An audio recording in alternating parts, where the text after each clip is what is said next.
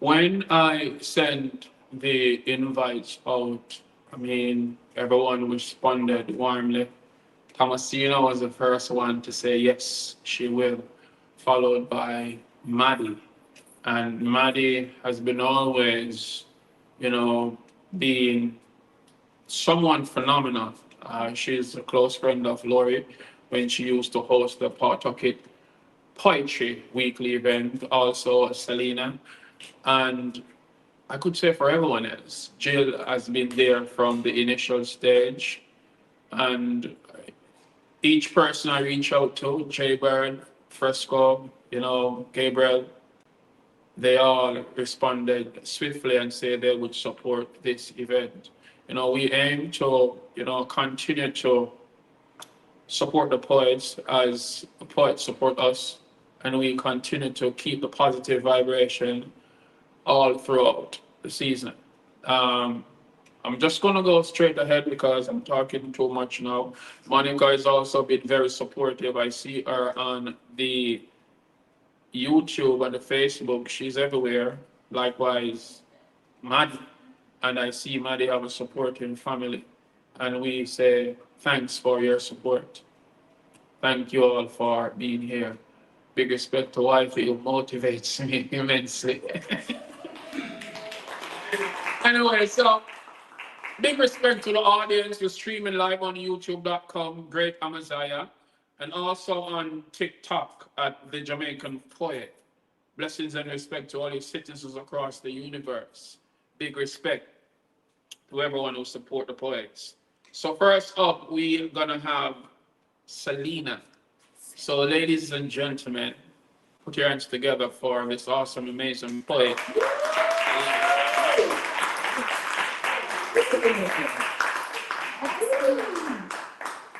Yes, with them shoes. Hi, everyone. Hi. I go by Salena JD. I am a mass transplant to Rhode Island, and so I'm really happy to be in the space of fellow local poets. Yeah. So my first piece is called If My Life Were the Movie Nappily Ever After. If my life were the movie Nappily Ever After, I wouldn't be lonely, just wholly being alone. My hair no longer a burden, curls cut fresh, scalp smooth. I'd strut past the mirror, no last-minute sculpting, spray bottles still on the nightstand. No, if I stopped, it'd be to admire, smile, then slip out the door. My fro would be a halo, the naps a fierce fur. Natural 3C protection from those who aim to straighten me. Oh.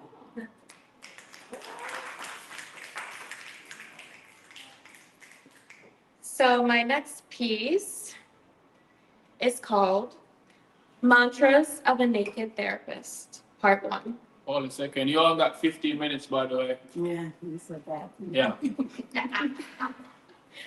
This is number 2, 3. Yeah. In the time again. Yeah. So this is Mantras of a Naked Therapist, Part 1. Free the nipple, but only if they pay for it. Build a dollar bill monument at my feet. They make this a sacred thing, so I make them pray for it.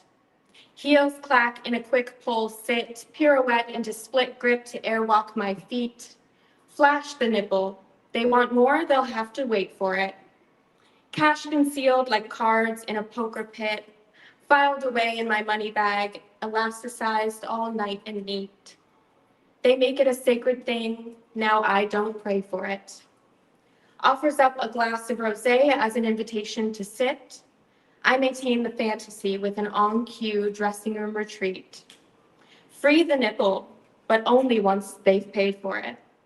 Slip on the lavender lace gown with thigh-high slits, pair it with 7, no, 8-inch clear-strapped pleaser heels. I make me a sacred thing and make him wait for it. In VIP, we'll chat behind a sheer striped print until TJ tells us time is up. The end is always bittersweet. Touch the nipple, but only if they behaved for it. I make this a sacred thing, then make them pay for it.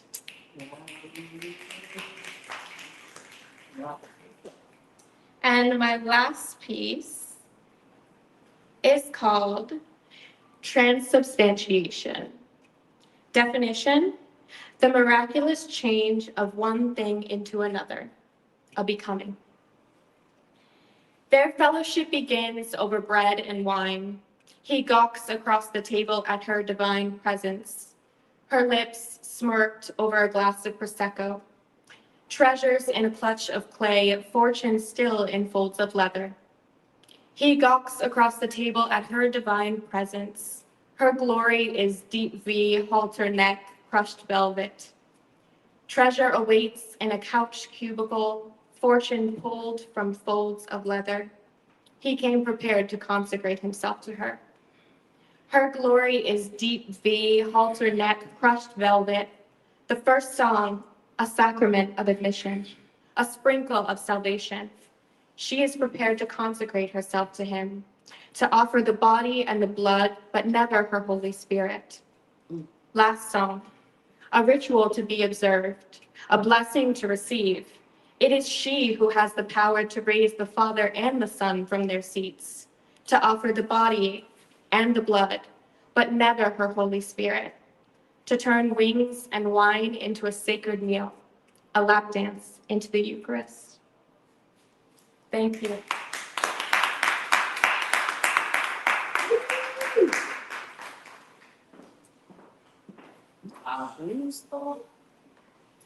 Yes, Salena, JD, thanks very much. Next, we have Fresco. Put your hands together.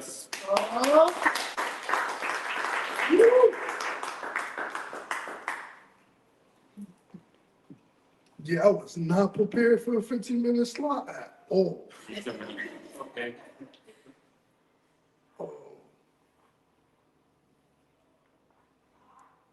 I never spit this, so it's more like a story than a poem. It's about an experience I had at Brown University. A couple days ago, students from a university that rearranged my path in life came to our family business for an interview, for a podcast of a school project they had on the Hispanic community here in our small state. They said that someone recommended them to our restaurant. They had a lot of history in the community. If you know my story, then you would understand why I smiled inside. It was like God was playing a sick joke on me. At first, I was hesitant. They asked for the owner, he wasn't around. I'm his son, so I had to represent. My nerves were jumping out of my body, but with deep breaths, I remained still. Answered their questions on its history. Who started it, how long it's been in business, and what it meant to us. But then I went off the record and explained what their university history with me was and what it represented to me. What I did as a dumb kid at your school, there's no excuse for it. Besides that, I was young and dumb in college myself at the time. The newspaper painted me as a monster for my mistake. The parole board sat me in a room full of strangers questioning a scared young man that at the time, to see if they deemed fit to go back into society after all the trauma he just endured for 2.5 years. The last words this man from the Upper East Side on the parole board wanted to leave me with was, "You're a disgrace to the Hispanic community here." And I just thought to myself, me, the son of 2 Hispanic parents that have been serving the community longer than I have been breathing, the godson to a woman who also been serving the community up the street from my parents, the nephew of men and women who also serve and feed and provide jobs for the Hispanic community here. I am the disgrace. Or is disgrace that the crime I committed on your prestigious, wealthy, Caucasian student happens to people of poverty who look like me at the community colleges every day. And not a cop siren goes off, not a suspect is found, and not one of you bat an eye or lose a wink of sleep. Isn't that the disgrace? Not only did I traumatize that student, but y'all traumatized 4 kids kidnapped them from their families, stripped them of their bright future some of them had ahead of them, just to make a quote on your cases, when you could have offered them a different route besides hard time. For some of them being their first crime, you think extreme punishment for extreme crime is the answer. So fighting fire with fire and burning everything down is your MO. What if prison only molded some into a better criminal, a better drug addict, a worse and more scared, dangerous, and traumatized kid? And you knew that. So you sent them to a shrink after, to study them like a lab rat, after what you made them go through. What if the disgrace is you and your system for thinking you do the crime, doing hard time is the answer? If what if is the question, then the answer is hypothetical.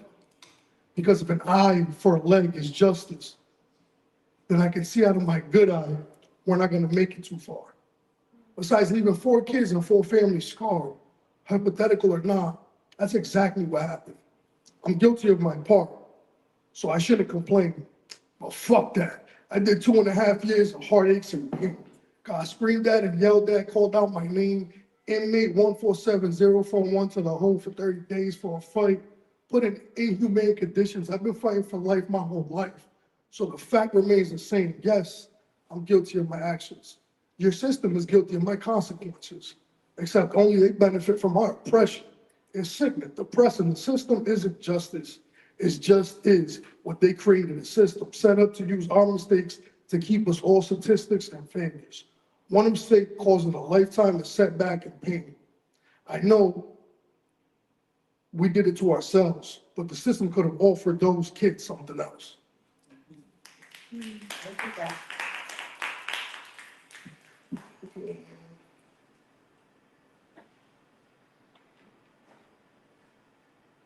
Let's see what else I got here. Because I was sitting down just going through stuff. That is fire. Right.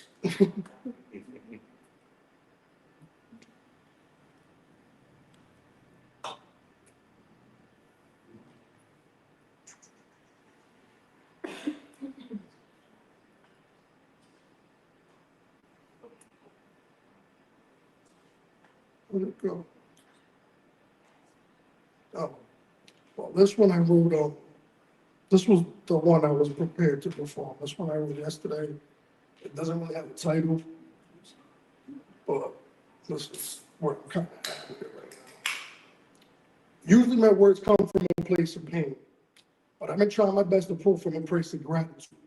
Approach this thing of ours with a positive attitude.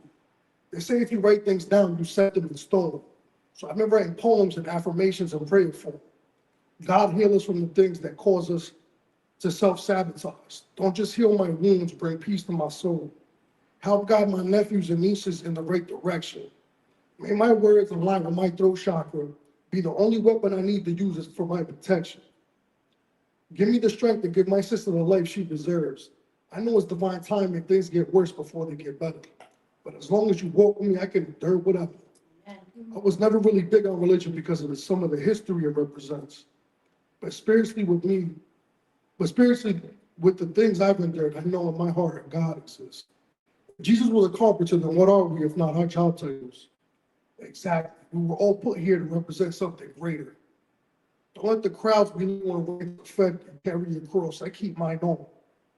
Yeah, the bad spirit's broken a few times, but I'm fine. Anointed and highly favored. I pray we all push through our obstacles to something greater.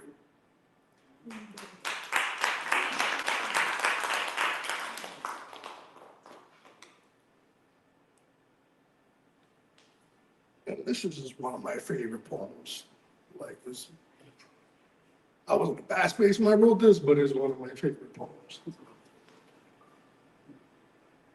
It's called God's People. Related to the victims, my blood runs in the veins of criminals. Yet we come from hardworking people, trying to see through the eye of the storm, find light at the end of the tunnel. Nobody's perfect, and life's ball game, we fumble. But evil, we didn't see it, we didn't hear it, we damn sure ain't speaking. That's why for decades they kept their secrets. See no evil, hear no evil, speak no evil is evil itself. Ignorance is bliss, so not knowing helps. But I can only imagine how victims felt. And conversations of the first time, not typical, arisen. How loved ones who they loved once had them do and touch stuff they had no business knowing about. How my younger cousin giving me lessons on how to kiss girls in their mouth. All because uncles babysit funny. But if they speak up, mom might get beat up. If they say something, they might not reach 20 something. Because it's the good ones trying to find a way, the criminals just want to take away their innocence, their life, their constitutional rights, their will to fight. Money, power, fear is what the criminal wants. But we wake up, go to church, wake up, go to work, wake up out the dark, feel like we drowning in bills, still we tied in church like the end is coming. We buying the spot on Noah's Ark, but instead, the victims are drowning in pain, from shame. Some stop claiming their last name, but under the sun, nothing's changed. Where the sun hits on the other side is shade and vice versa. That's why what was once in the dark will come to the light is a saying we all heard of. Whether heard of the working class, what they say the good ones finish last, but shit, at least they last.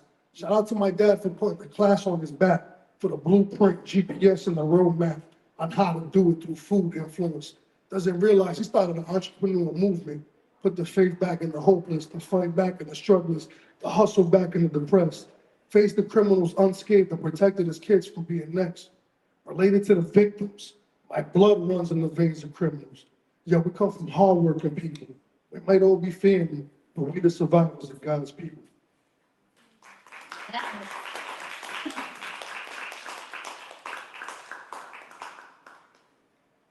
And I wrote this and I gave it to Lauren Hill in person. So you might not get it unless you see like what I underlined or whatever here, but so I took her album and all her song titles and I wrote a poem with her song titles and I gave it to her. So intro, right? So the word in the line is introduce. So I'm playing on words with it. Would you introduce yourself if the Almighty took attendance? Are the lost ones still present? Gifts in the presence wrapped in by supernatural vibrations. Their X no longer a factor. Shaped and molded a contribution to the gifts of now, yes. But the lost ones are in attendance. They come bearing the world's gifts. Like the road to Zion where the X factor is no longer a factor. The past is the past. Zion's today. An everyday's gift wrapped by supernatural vibrations. Carried in by the mothership. Excuse me, I mean the mother's hips. The doo-wop, that thing we all have to watch out for. It could lead to things we're not ready for, like birth from sin, born into blessings. The superstars given life by the lost ones in the final hour. It is not the love for those that matters over riches and power. When it hurts so bad, the gift of everyday eases the pain. At least that's what I've heard mothers say. Hurt so bad by men they used to love. I used to love him. Now I love him. The X factor in full effect. Forgive them, Father, for they know not what they do, don't, or did. In every ghetto, every city, and every suburban place is a similar story to be told. Looking back, though, on that road, nothing even matters besides the blessings. Here and now, where everything is everything. After cold nights and blazing hot days, spring comes in between and changes things. Funny. Before and after hardships, offspring make it all worth it. And this miseducation of Lauren Hill, interpretation of the song titles above and under, written by a superstar. We love you, baby, translates to us in the crowd. Can't take my eyes off you from 7 p.m. until the show's over. I've told him my thanks and my prayers. You tell him yours. The Almighty took attendance. The lost ones are present to receive the gift of your presence that could ignite the fire and give birth to the world's next superstar. Satisfied. I go by Fresco _ GB all socials. Yes, that's right.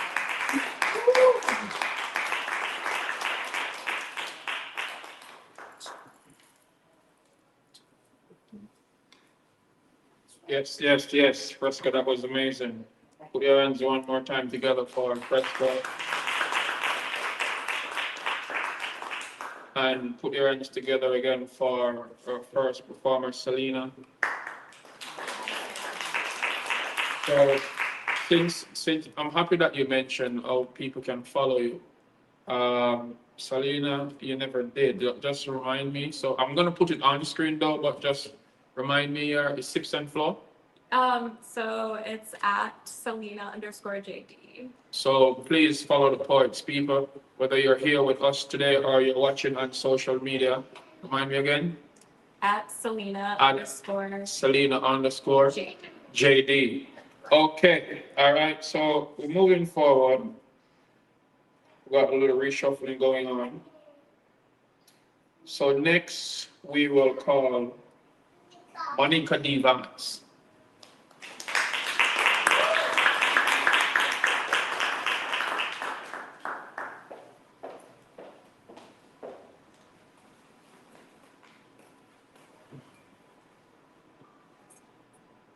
Gonna do my trademark. Hey y'all, hey. If you follow me on Instagram, you get the hey y'all, hey. Okay. But so my name is Monica, and I'm a mental health therapist, poet, writer, speaker, and I want to just say before I do these poems, I'm super duper grateful to Lori and Craig for this opportunity, and I'm super duper grateful to share this opportunity with all of you poets here. You guys are like fabulous, so thank you. You're fabulous. Thank you. So this poem is a new one. It is called From, and I'm just gonna go into it. All these words, all these words, all these words that I've written down. All these words, all these words, all these words that I've written down. They're not just syllables, but they're filled with power. I'm from Southern-born hands. My mama's hands washed collard greens in the kitchen sink, and her hands manipulated my thick hair into plaits until her hands had enough and sent me to my cousin hairdresser. I'm from my daddy's hands that stirred pots of pinto beans and bowls of cornbread batter. In the evenings, he mixed water and powder in a blue can and used the liquid to remove stubble from his face. I'm from watching The Color Purple on Sundays. My eyes always became teary as I watched the reunion scene ending. I'm from extra sugary lemonade and deviled eggs at celebrations. I'm from sidewalk gatherings to watch 4th of July fireworks. I'm from a childhood of high-spirited singing and twirling bodies in sanctuary aisles. I'm from exclamations of light and overcoming. I'm from men and women who knew words weren't just syllables, but they knew that words were powerful. Wordsmiths, teachers, and learners of words. I'm from their heritage. I'm from Southern-born feet. My parents' feet moved through fields and flat lands, feet that traveled to a northern city. A city of hills, three-deckers, and familiarity. Growing up, folks knew my lineage by looking at my facial features. They knew my last name. I'm from stories of survival. My parents told stories about the horrors of Southern living, segregated facilities, and hiding in ditches were their encounters. And my parents told stories about faith. This faith showed them that they could continue to breathe. I'm from creativity. Words burst in my mind, words prompt images, and I'm obligated to write what I see and to write what I hear. I'm from a discovery of purpose. I activate your royal identity. I compel you to grow and to heal. You won't grow in comfort. You won't heal in the garments of dysfunction that you wear. I'm from more. I'm from more freedom, more jubilation, more words of power. All these words, all these words, all these words that I've written down.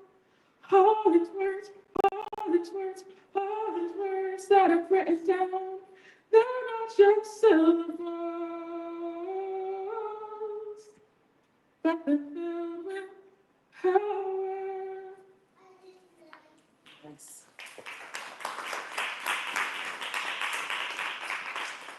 And this poem is called Birth.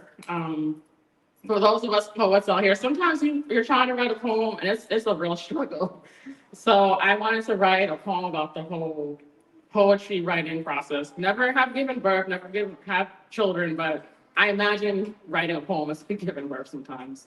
So this is called Birth.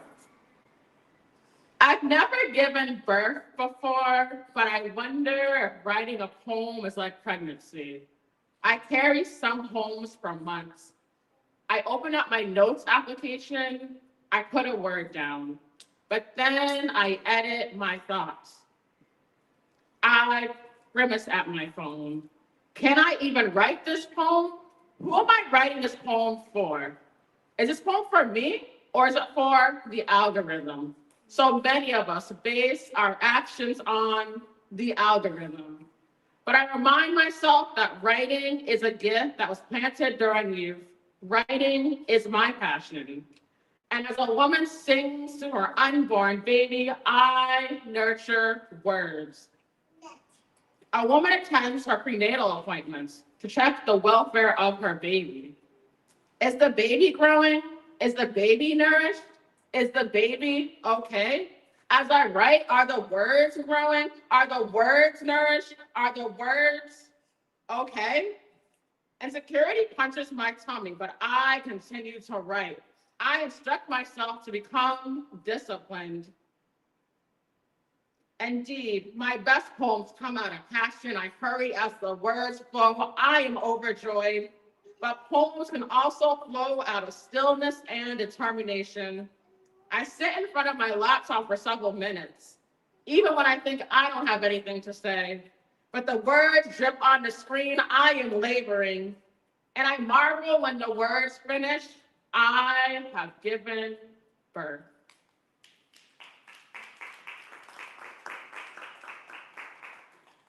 And this poem is called Know You. So as a mental health therapist, as you can imagine, I just be seeing things. People be sharing things with me. And so I wanted to write some poems to kind of talk about dynamics between men and women and what I see sometimes in those relationships and the trauma that sometimes happen in these relationships. Now, we all need to heal, but this poem is for the brothers in the room, if you can relate or not. And I just want to encourage men that it's okay to heal. So this is called Know You. Bro, they don't know you. Your friends don't know you. They don't know how you crawl into a skin of perfection at 5 a.m. to remove membranes of turmoil at nighttime. They don't realize that you've been crawling in and out of that skin since you were 8 years old to appease the adults, and the adults allowed aggravation to raise you. Your friends don't comprehend you. They don't comprehend your fascination with multiple languages or how the smells of coffee beans soothe you.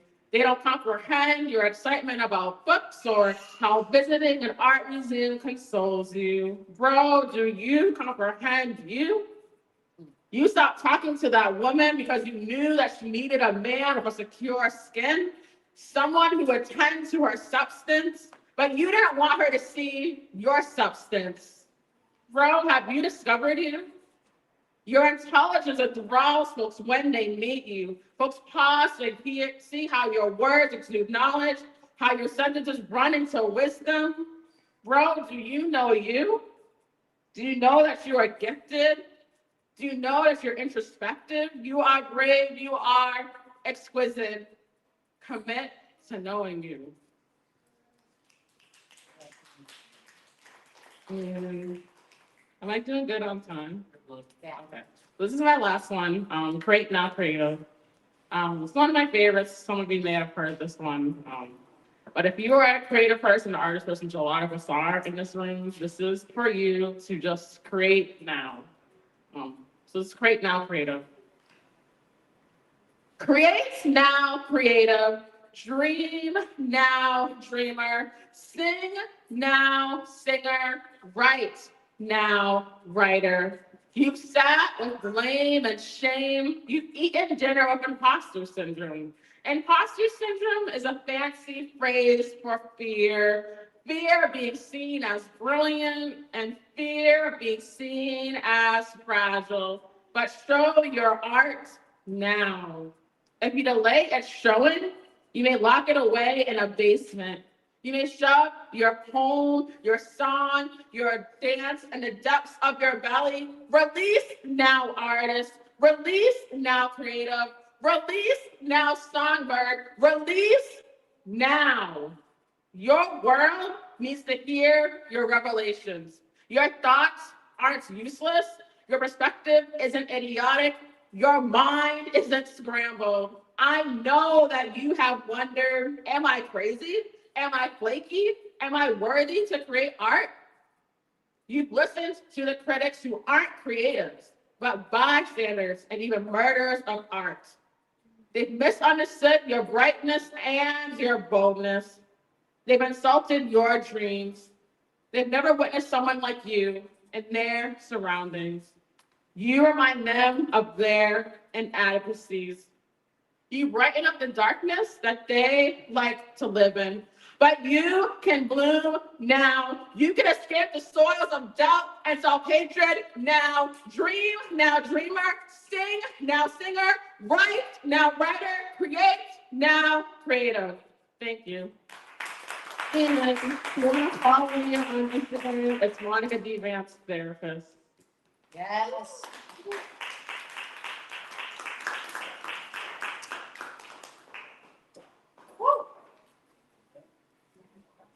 Wow, Monica, thanks so very much. Amazing.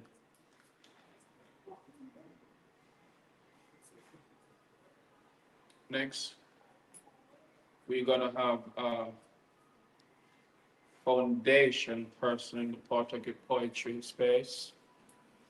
She's an author for what, 3 books now or 4? 3. 3 So books. many in the works. Still Don't like it. on the 4th one. I'm just on my 2nd, it's not completed. I told Lori I would be completing it from last year. I'm still on it. But anyway, ladies and gentlemen, put your hands together for Jill. Then after we'll have Gabriel. And we're gonna go for a quick, maybe 5-minute break if you want refreshments. And then we continue with Town and Tomasina. Jill.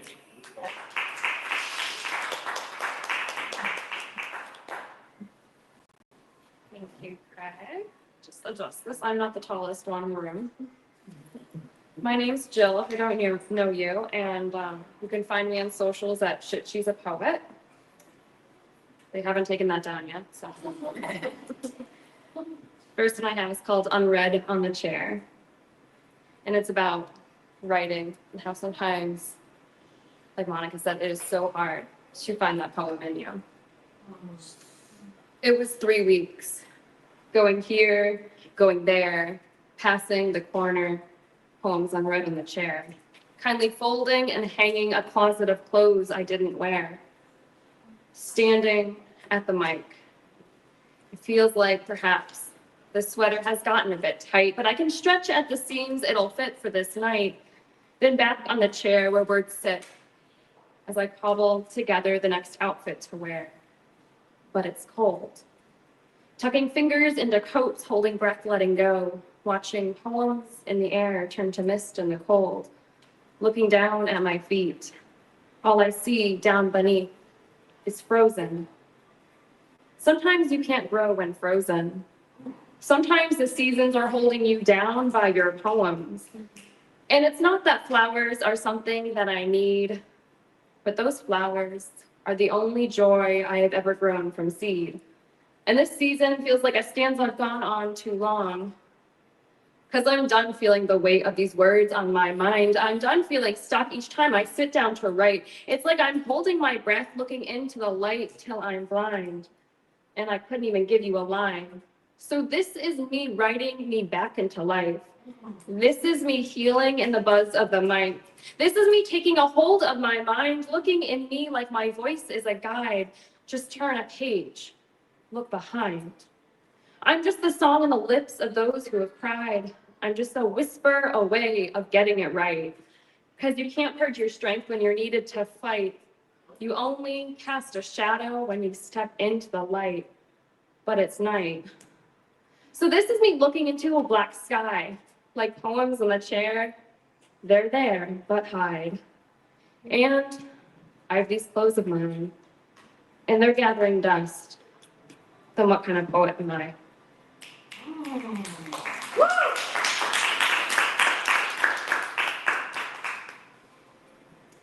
This one's about my apartment.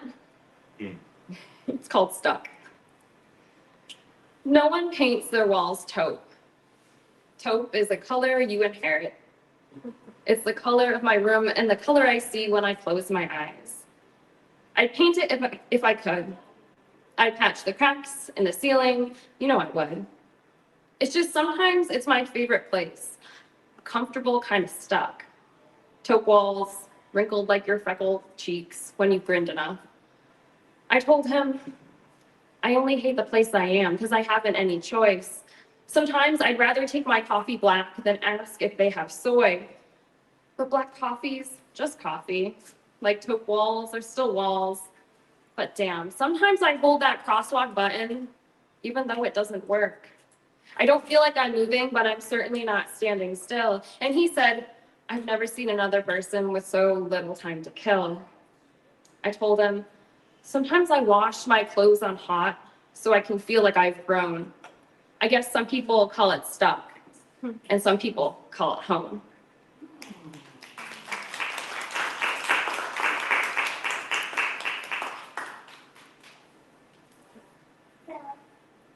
Okay. This one's called Beautiful Houses, Less Desirable Places.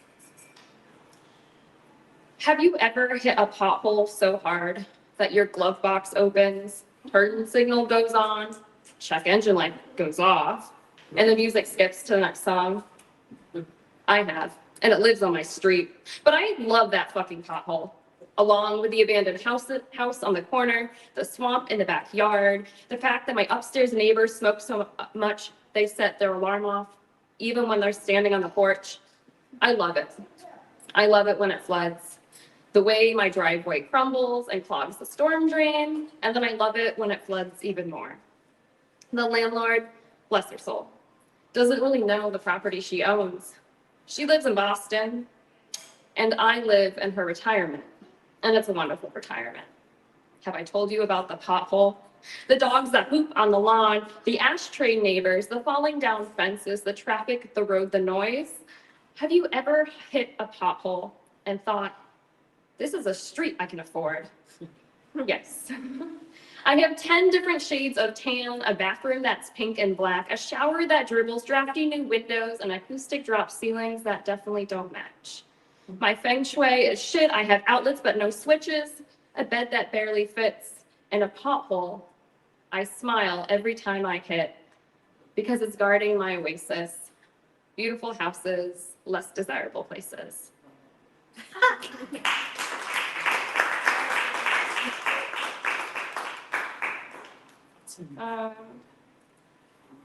So this one is, it's dark, and I say that because its title is dark. But it is. It's about, you have those down days, you have those down weeks, you have those months that drag on. And this is about remembering just to wash it off and step out into the sunlight after the storm's done. It's called Dark Clouds. Dark clouds in your mind, the kind that rain under skin until skin becomes sodden. Weighed down, prick of needle until tears trickle but burn like flat fire. So you douse them with complexions, worn from waves, but just as fake as cinema snow. An instant coffee. Dark clouds in your mind can be rid, violently pulling skin from bones, but not bled. You birth those emotions that dwell deep inside you, lay them on the barren earth until earth recognizes the real you. And then you realize pain won't return. Stifled memories from before, those are dark clouds in your mind. They were a storm, but a storm you endured. I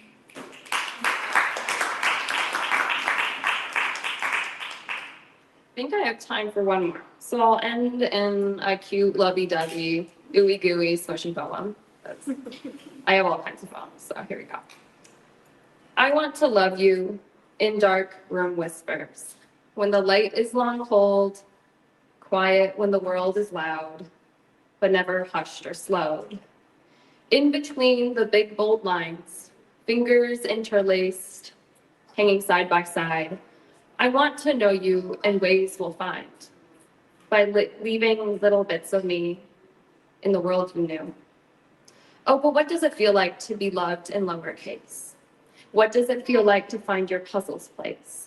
To find your favorite laugh? To know you have dinner waiting? To never soak in sad and to feel your soul releasing? I want to love you every way you love me. It's quiet and beautiful, sometimes bold and always sweet. I don't need to be in front of all your sentences, not bolded or capitalized. I just want to be the word you think of before you say, and I.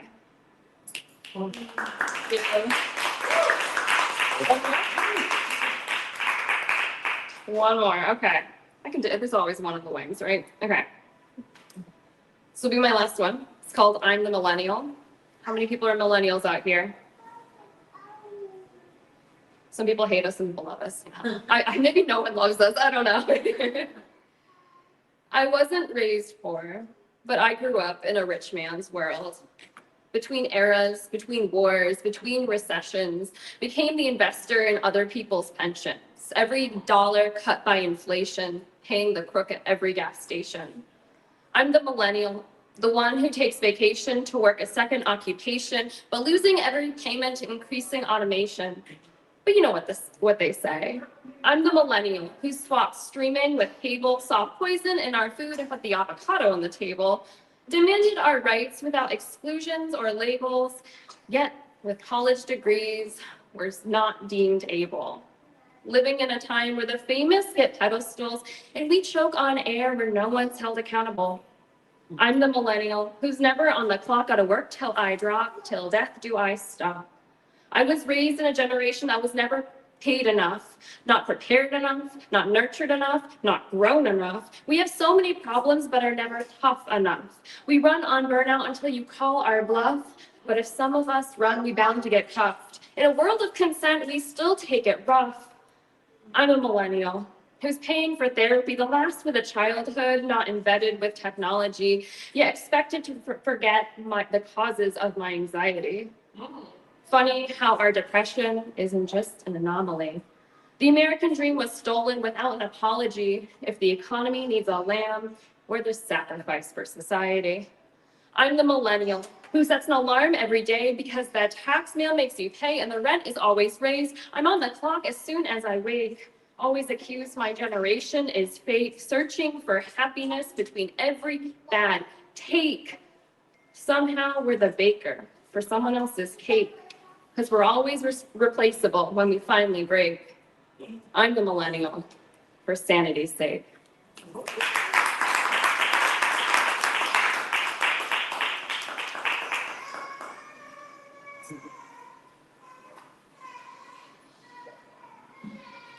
Just a moment.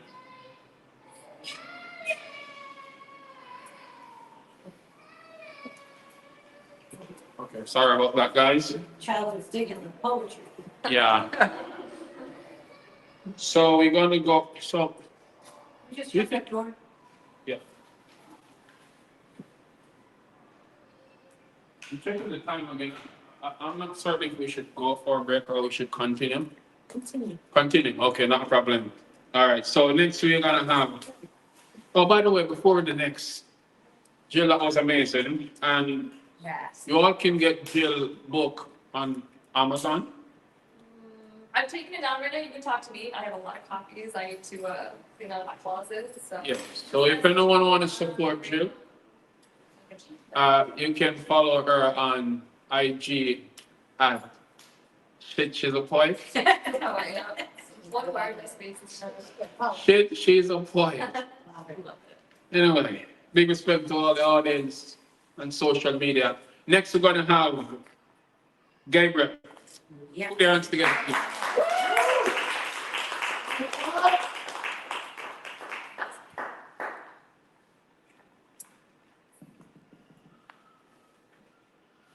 Hello, everyone. Let's see. I'm gonna do a mixture of some like new things, some older stuff. This first poem is called Love Over Power. I actually wrote it for my mentor like 5 or 6 years ago. Somebody who poured a ridiculous amount of love into me, and the reason I feel confident enough to even do poetry is because of her. And this poem comes from her.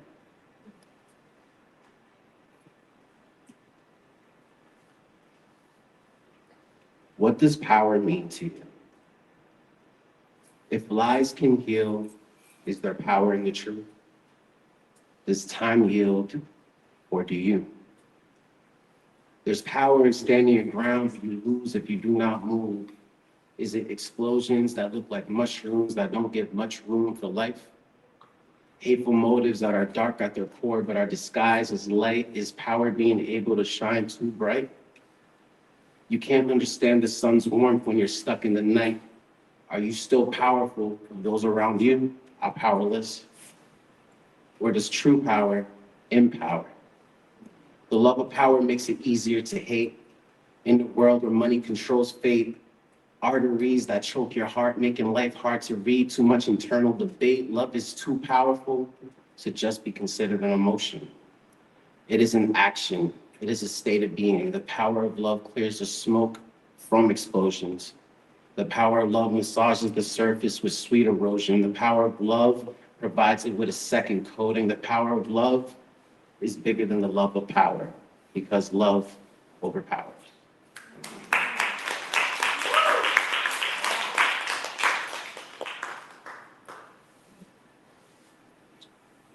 That was amazing. Thank you. I keep saying. Let's see. A lot of my poetry lately has been like heavily political. I can't help but look at the world and like, I don't want to pretend, you know? So I wrote this poem. It's kind of like 2 poems written at 2 different points.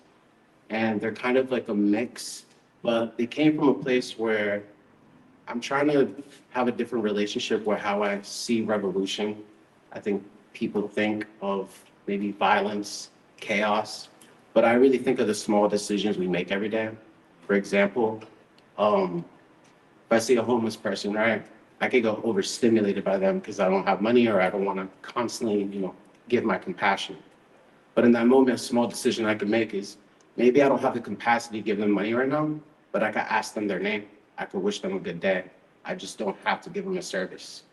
So I think there's constant small decisions we can make every day that have a monumental effect in the long run. So this poem came from the space of that, and it also was inspired by a lot of decisions me and my partner have been making since like 2 years ago, boycotting certain brands, cooking more together, shit like that. Okay. The revolution is in my mind. The revolution is in my heart. The revolution is in my soul. Ideas jumped from my head to the bottom of my souls. Now I'm running far from home, protecting what I know. Since a kid, I've been grown. Life punched me on the nose, my own blood in my throat. I swallowed all my pride because I didn't want to choke. I didn't want to know that everything that we know is a fucking lie. Hurt me with the truth, don't you kill me with a lie. Hurt me with the truth, don't you heal me with a lie. Is that blood or is that ketchup on my french fries?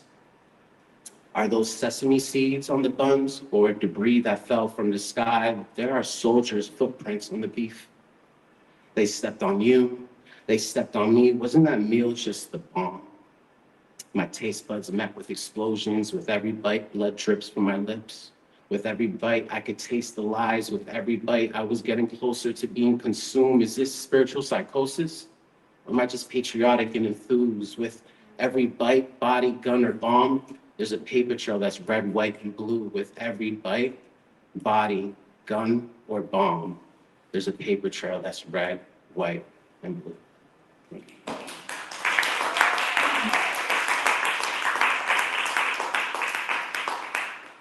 That was a diss towards McDonald's, by the way. Yeah. But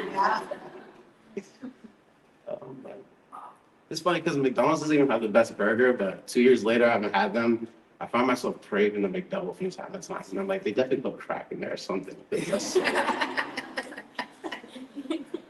see what else I got. I may have like 2 more poems for y'all. I don't know what I'm doing on time. You're good. Cool. Shout out to the therapists in the room. I know that it's Mental Health Awareness Month, and I'm definitely someone who really prioritizes my mental health. A lot of family members been in and out of Butler, so I've been put in positions where I have to be a caretaker at a younger age. So mental health is incredibly important for me. It's a standard in my life, honestly. If you don't believe in it, you can't be in my life.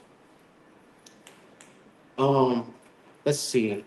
So I wrote a poem that came from like self-reflection, me dealing with my emotions, and sometimes when you're evolving, it can feel like you're losing your mind.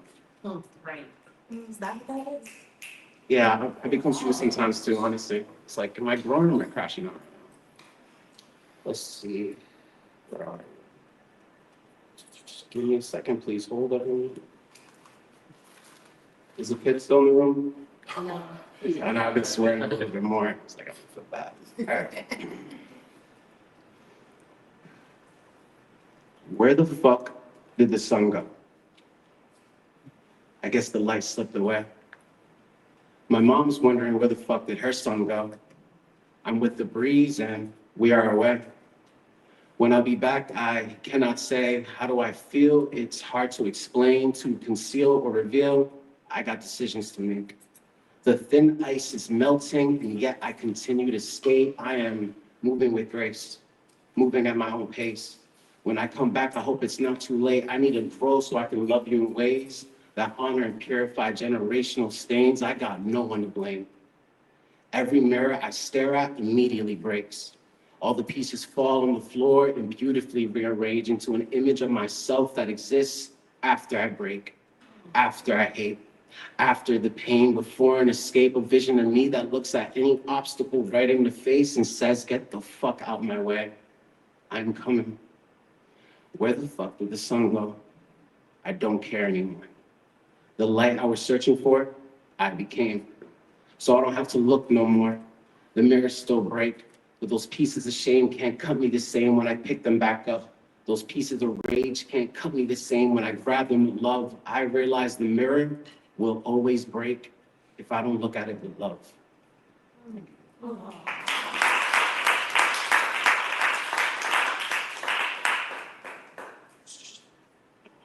I have one more. I could do 2 more, but I want to be considerate of the time. I don't know how I'm doing. Am I like past 10 minutes already? I was away. What you do, like 4 poems?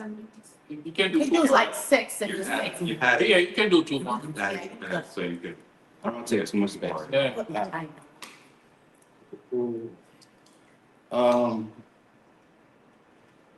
Free Palestine. That ass. I feel like I'm on the verge of tears every single day when I look at my Instagram. And I don't want to turn it off, you know? I don't want to numb myself to it. So I wrote a poem. All right. They want me to listen to their side, but there's blood in my ears. I already cried, I already wept, my face is dry, I have no more tears. The currency is pain and fear. They profit from death every year. Generational wealth, I wish. We've been fighting through hell like this, and yet flowers still grow in our skin, gardens grow in our bruises, They branch out beyond skies because I know where the root is in my heart, in my soul, right next to where the truth is. And the truth is, I'm scared. And there is no confusion. My faith is stronger than the fear tactics they're using. Better watch out, really look at the news you're consuming. Media doesn't care about the truth, they abuse it. The left wing and the right wing are the same bird, they say. That's true shit. No wonder Malcolm was ruthless. X out the hungry wolves and friendly foxes they both think we're stupid. They want me to listen to their side, but there's blood in my ears. They want me to keep my head in the clouds, acting oblivious where there's bombs in their air. They want me to hate one side, but they got babies too. They want me to forget being human. Well, that's something I refuse to do. Thank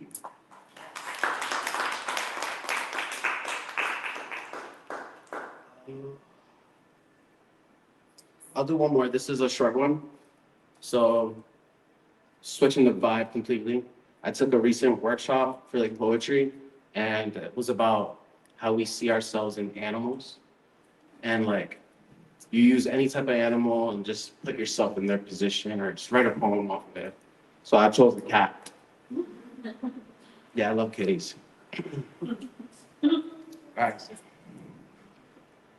I'm like a cat, a little standoffish, my back arched like I got a hunch.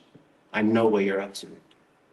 Like a cat, my ears in airplane mode, and so is my phone. I don't want to fucking talk. It's ironic because like a cat, sometimes I just want to lay in the sun, soak it all up. I can't get enough. Give me some pets. Metaphorically speaking, I don't want hands on me. I just want to be heard. Fight or flight, I'm not the cat who hides and runs. I'm the one in the alley, the jungle with pride and guts clenched in my claws. These tool beings, they're calloused, really calloused. The apex predator, I devoured the hunter, but then hairball his malice. Tumbleweed of rage blew away like a cat. I'm balanced. I'm tougher than what? I'm tougher than tough. This kitty got that dog in him. Thank you.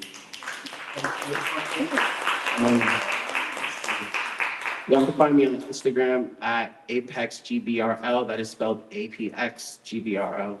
And gratitude. I hope everyone gets home safe. Appreciate everyone listening. Have you got books out?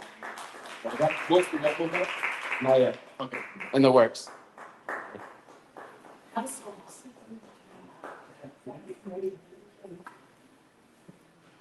Okay, put your hands together again for Gabriel.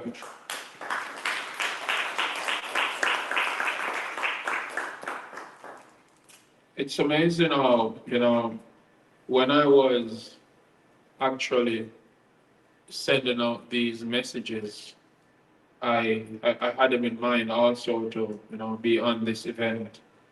And, after making several selections, he reached out to me and said, "Hey, I missed your message and I wish I saw it." And I'm like, "It's already done." Yeah. So I'm happy to have you here, sir. Thanks for being here. Now, before JRM's event, I think I saw you at an event before, and you did phenomenal well, just the same. Thank you. Tomasina, it said the circle. Yeah. Yeah. Because one thing, though, all these events, I must say, and I continue to say this, I came to Rhode Island almost maybe 2 years or so ago, and I was wondering where the poets are, where the poetry event is at. And yeah, I never knew until I met Lori. And she starts sending me all over the place, all these events I go. Went to one in Florida. Yes, yes, yes. Until, we were flying out to events out of states. And I get to meet you all. And it's all because of that phenomenal lady right there. Yeah. It's amazing how, I did a logo for her. Here's it. Oh, I don't know where the logo is at. Okay. So no. I need social media to see it. So let me explain the logo. I tell an amazing story about this logo here. So I have to talk about her book, Tucked in Flowers Hidden in Plain Sight. If you want copies of her book, it's right over that side. Also my book, Don't Cry by Craig A. Kirkland. So yeah, she made this bag also. So you can identify a book, right? Yeah, just open it like that. Open. Yes. Oh, my kids are not watching. And then this is a K. She's now, Mrs. Kirkland. But the book is our pages. And this is our book open while my pen is there.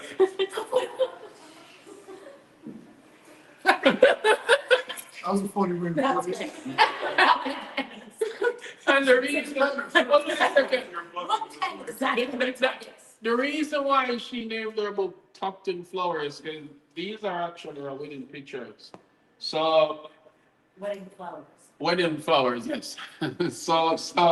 So while she kidnapped me,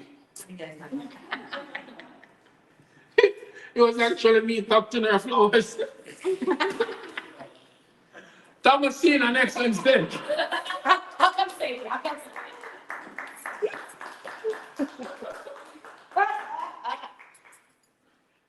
That's great. Yo, this is the best microphone. Like, all the rappers need this right here so they can pull it down. Hi, guys. My name is Tomasina. I'm going to do some poems. I got 15 minutes. I'm timing it. I don't really talk about my stuff. I'll just let you know when you hear it. First, shine. I wear my sunglasses at night 'cause she shines so bright. She shines so bright, can't dim this light that has you blind. Blind from the divine intense energy that has you craving, wondering why suddenly you have this feeling to want to smile and follow that light that shines. Providing a vibe all on her own, doesn't need an entourage, just her fly. Find you may even be afraid of this light, trying to do all you can to dim the shine, but no weapon formed against her will prosper nor harm. She is armored. Protection is the reflection of what you see. When that shine walks in, you stop slipping. And you begin to realize that that right there is a true, genuine soul, a divine spirit. And even the sleeves she wears can hardly bear what comes from within. That heat, the fire, that light that shines so bright that has them blinded, afraid, unaware of what they're experiencing, but I know. So I wear my sunglasses at night 'cause she shines so bright.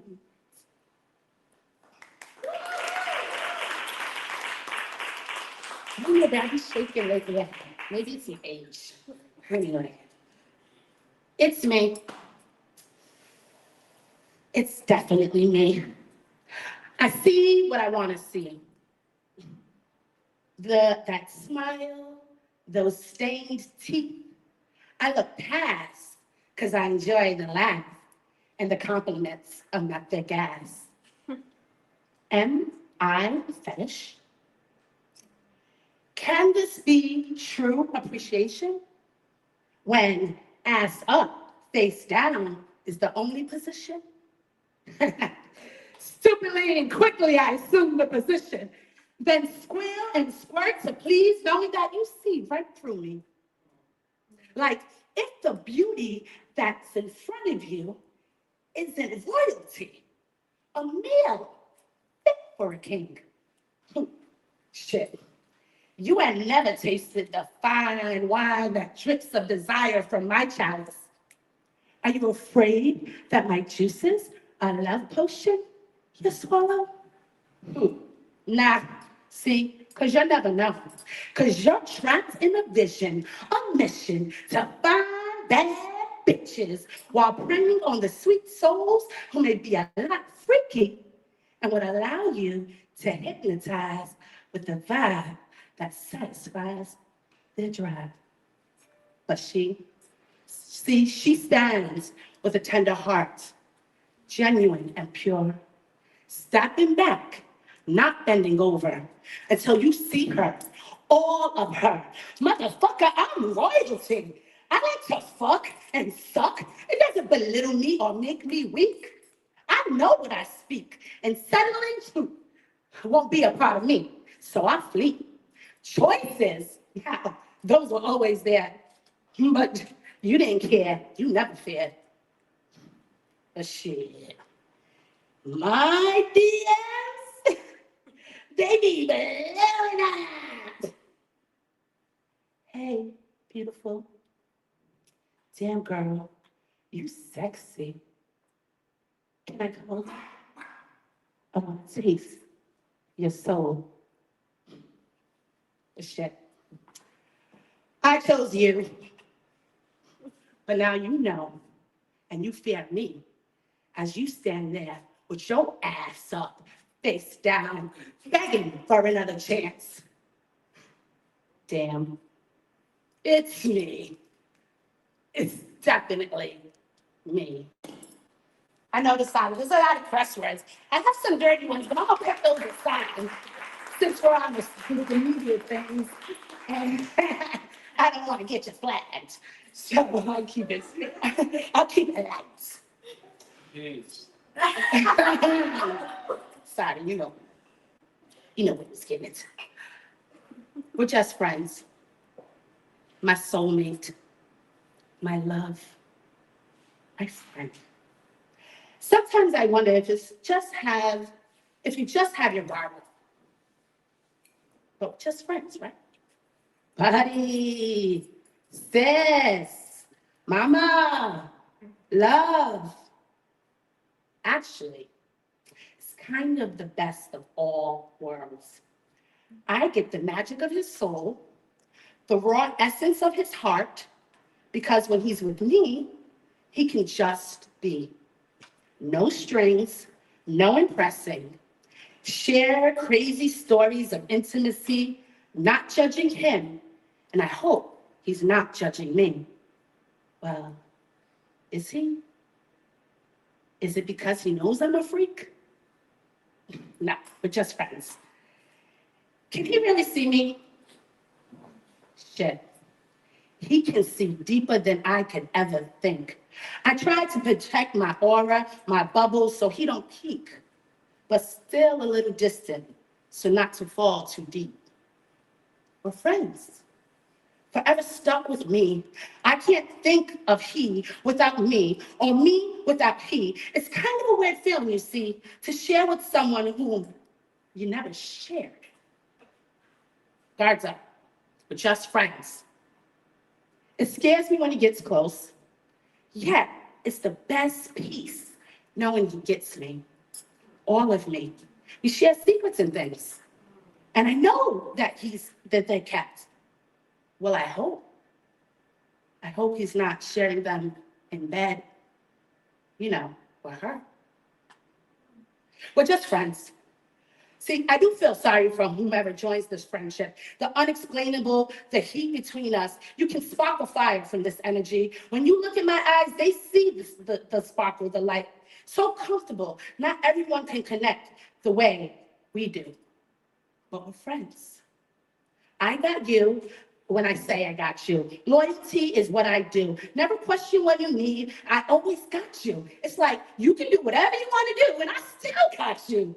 Because we're friends, forever soulmates, forever connected, forever unexplainable. My dog, my homie, my rock, my friend.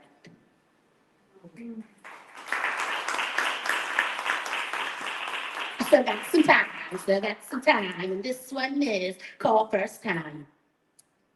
There's something special about the first time. That awkward feeling. You don't really know whether you should touch or kiss. Where do you begin? Do you feel on their leg? Or do you just mount on that? Maybe that's just me. Chill. Just see what he'll bring. Patient, you say. waiting for him to grab you and have his way. You see, there's something special about the first time. Not caring if this is Mr. Right or Mrs. Wrong, just wanting to get it on. All night long, all night, all night. So where do you begin? Do you begin with a kiss or a touch? Shit. I'm gonna take my shot. Show him what I'm about. I'm gonna take my hand and place it behind the back of his neck and slowly caress till he looks in my eyes and there is no surprise that I am ready. I am ready for the first time. Let's play a game of hide and seek. You hide, I'll seek. Seek to find what it is that draws me to your vibe. Could it be that smile that shines a light so bright it hurts my eyes, that touches my heart and it sets my mind? You moved me from the first sight, so motivated to learn what you like. I will find you behind the shine. 1, 2, 3, 6. Now I hide and you seek. I sit quietly, not to make a sound, just wanting to be found. And when you do, will you grab me close and hold me tight? Play the games you know I like. Find my heart, the roadmap to my soul. Give you control to learn my mind as I find the places you seek. You touch me so deep, the secrets I keep, the games I play. How I like to lay. Oh no, did you find my hiding place? Did I get caught? I ran away. 1, 2, 3, safe. I got 5 minutes.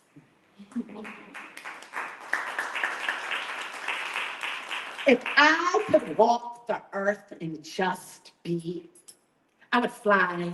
I would soar through the sky, not a tear in my eye, and embrace this life that was given to me and live it so vividly and free. If I could just be. If I could just be, the people wouldn't even notice me. They would hate me for the joy that I bring because they couldn't understand how I could be so happy. If I could just be. If I could just be, there'd be no death in me for eternity I'm living because I would just be.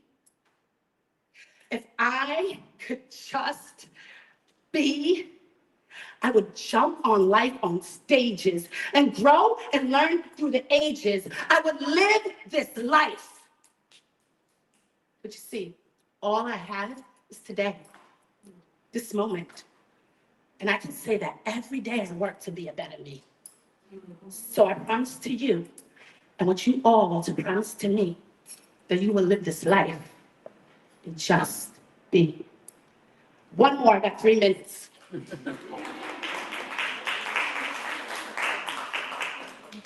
I may not fit into your box of beauty. I'm just me. Big eyes, sweet smile, a fire energy, a cool vibe. See, I'm a woman, I'm a queen, I'm a rock star, a warrior lioness, and I roar. I'm beauty. I'm a woman, I'm a queen, I'm a rock star, a warrior lioness, and I roar. I am beauty. I am a woman. I am a queen. Beautiful mind, beautiful soul, sexy from my eyes to the bottoms of my feet. See, every bit of me, the pride, it runs so deep, I stand tall for all to see and witness the arrival of a queen. See now, don't hate, I'm just keeping it real. loving and admiring all that you feel. But at times, I become weak. And I allow my insecurities to get the best of me. Salena. Then I think, oh no, girl, it is you that they seek. A rock star when you move the crowd. A lioness they can hear roar. A warrior fight till they fall. A queen, I stand tall, they bow. A woman, I shout out loud. I am beauty. Thank you guys.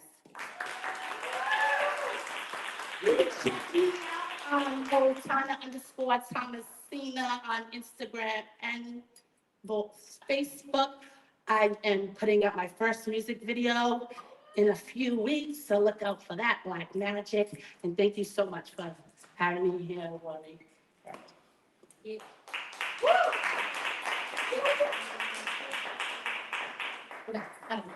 Blessings and respect. Okay. Very powerful, Authannah, Tomasina.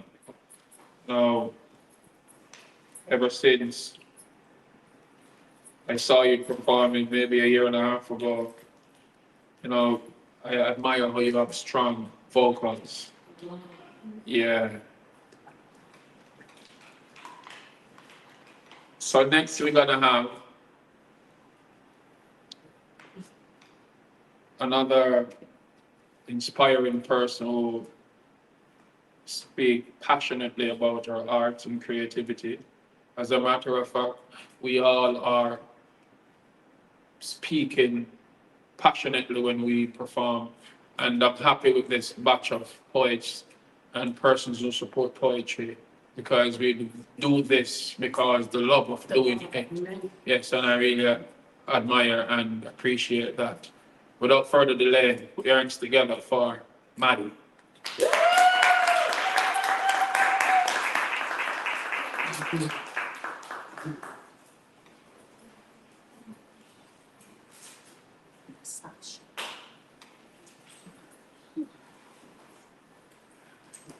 She's like,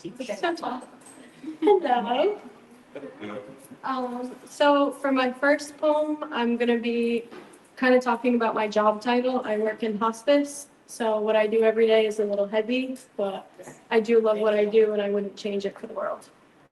So I titled this The Line Between. Today I packed up the items of 4 individuals, 4 different stories, 4 different belongings, 4 different diseases with 4 different endings. The line between death and life is so thin. The fragility one's being holds from earth to heaven is as simple as ripping a paper in half. Each story different, each disease complex, each history unknown, and each memory reflects. I sat 92. He took peaceful breaths while his life withdrew. I held his hand while he crossed over. I watched him smile too. I opened up a window, allowed his soul to leave. I wished him better in his next life, and I watched his family grieve. A couple of hours later, I set up a room, one for a child who has yet started to bloom. I decorated the room, bright colors and toys all around, put a pink comforter on her bed, and I watched the sun go down. She came in full of smiles. Kids are resilient when it comes to being ill. She hugged me as I passed her a teddy bear and said I'll call her Harley Quinn. Superheroes were her thing, and her features glowed in every way. Cancer wouldn't stop her, so she asked if I would sit with her and pray. I picked her up and placed her in my lap, brushed her hair and sang her a tune. She cuddled up to my chest as the moon began to set on us too. She fell asleep cradled in my arms, and I held that sweet girl until she made the decision to pass on. A young woman my age came to me next, asked if she could shower and if I could help her undress. I smiled and said, of course, my dear, and wheeled her into the room beside her bed. We chatted as I scrubbed her hair. Now free of grease, she felt she could rest. I even sat and painted her nails for her, as she loved to look her best. We picked out a movie. I wrapped her in a warm blanket and assured her it was okay to rest. Her family would be okay on Earth. It's time for her to finally rest. Everyone here loves you, dear. You've left an impact on all those that you've met.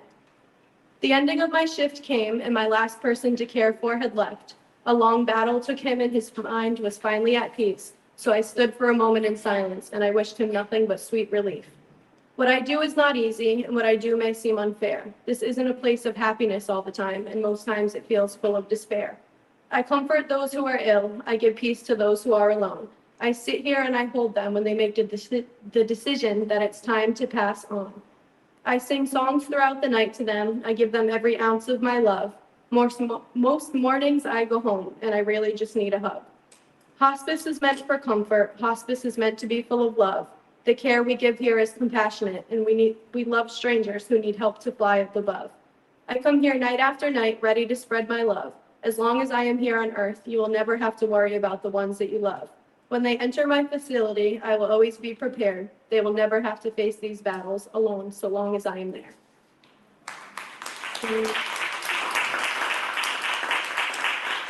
you. Oh, thank you. So high.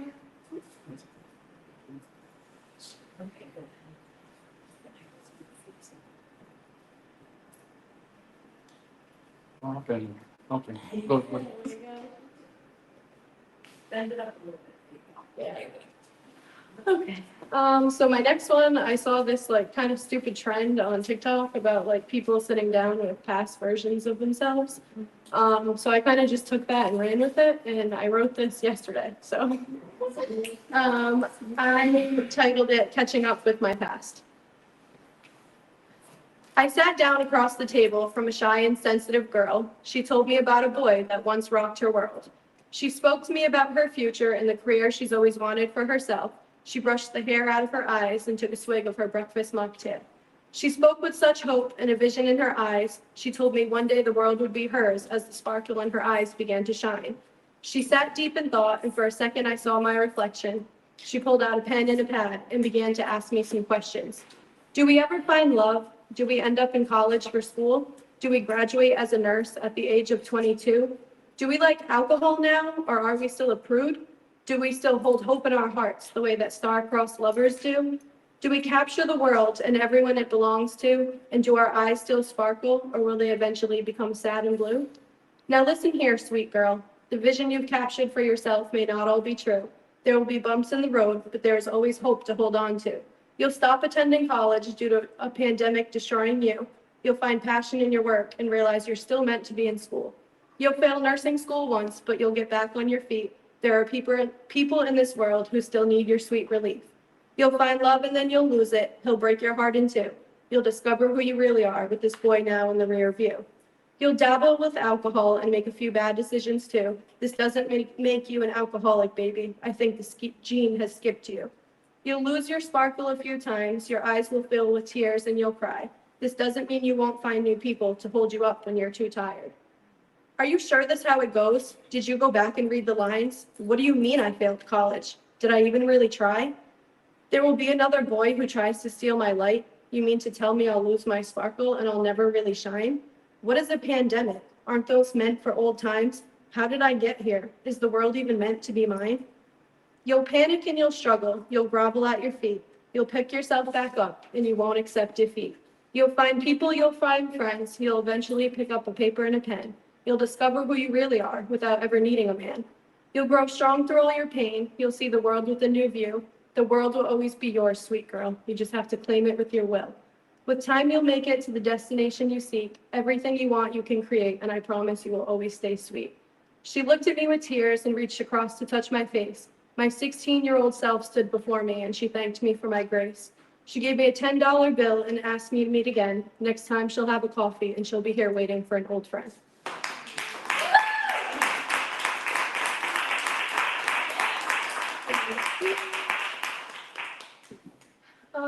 This one I just titled Shifts in Reality. I'm kind of still learning how to just be with myself and do things myself and alone.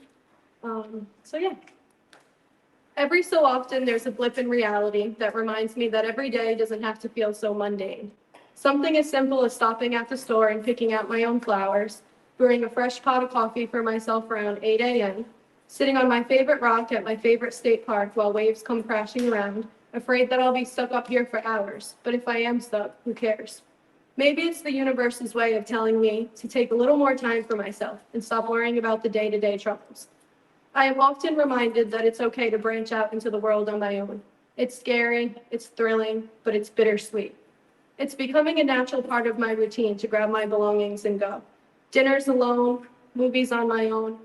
I mean, have you ever sat at the movie theater with an extra large popcorn that is the butteriest it's ever been and not had to share it? Probably one of life's greatest rewards, in my opinion. Not sharing your popcorn. I seriously suggest you try it sometime. Car rides that are 45 minutes long that I can have my own personal concert in. I can cry to the words. I can scream to the beats. I can literally recite the words to the Jonas Brothers without someone looking at me weirdly and asking me, aren't you like 24? I am 24. Mind your business, and Joe Jonas still makes me feel like I'm 10. I guess what I'm trying to say in this mess of lines is that every day doesn't have to feel like a chore, especially because you're doing it alone. Being alone is the time in which you find yourself for who you truly are. There are no outside factors to weigh in and sway your opinions or tell you how you feel. It's a time to reflect on you and get to know yourself. Does she actually like tea? Does she really go sit on a rock alone at the beach? Does she seriously circle the block 6 times just to repeat the same song over and over? Yes, she does, and I think that she's the shit for it. Yes. My words are whatever thought is crossing my brain at the time. Half the time it's not pretty, most of the time it's sad, but every so often there's a little shift, a shift to remind me why I'm here and why I continue to explore the world and all it has for me.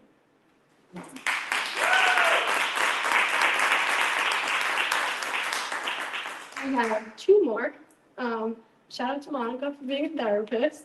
I use Google as my therapist, which is probably not the greatest thing. But I did write one recently just because I have been looking for some sort of closure. And I titled it, Is Google Really My Therapist? ChatGPT. ChatGPT is a great idea. I've spent the last year using Google as a reference. Why do I still love him? Does he still feel our connection? What do rabbits mean when you see so many on the street? What does love look like after a man leaves you begging on your knees? Google always seems to have an answer, always 1 or 2 or 3. Google always says the right things I need to comfort me. What does it mean when you see an ex-lover in your dreams? Why can't I let men touch me? Am I broken at the seams? Will ashwagandha give me the desires that I feel I really need? Do you think my ex loves me when he was being really mean? Google solves all my problems. It gives me suggestions for all my in-betweens. Google tells me that he loves me even though he doesn't view what I post on the screen. It tells me that I'm not broken, that I'm just in a stage of grief. It tells me that I'm healing and another man is eventually what I'll meet.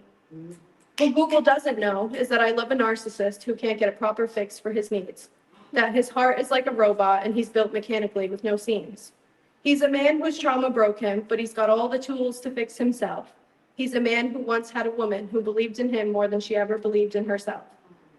Google isn't a great therapist. Google gives me solutions that I can't generate for myself. Google even suggests Wikipedia, or maybe BetterHelp. Google gives me numbers for witches who specialize in voodoo spells, and sometimes Google even tells me that I'm just better off by myself.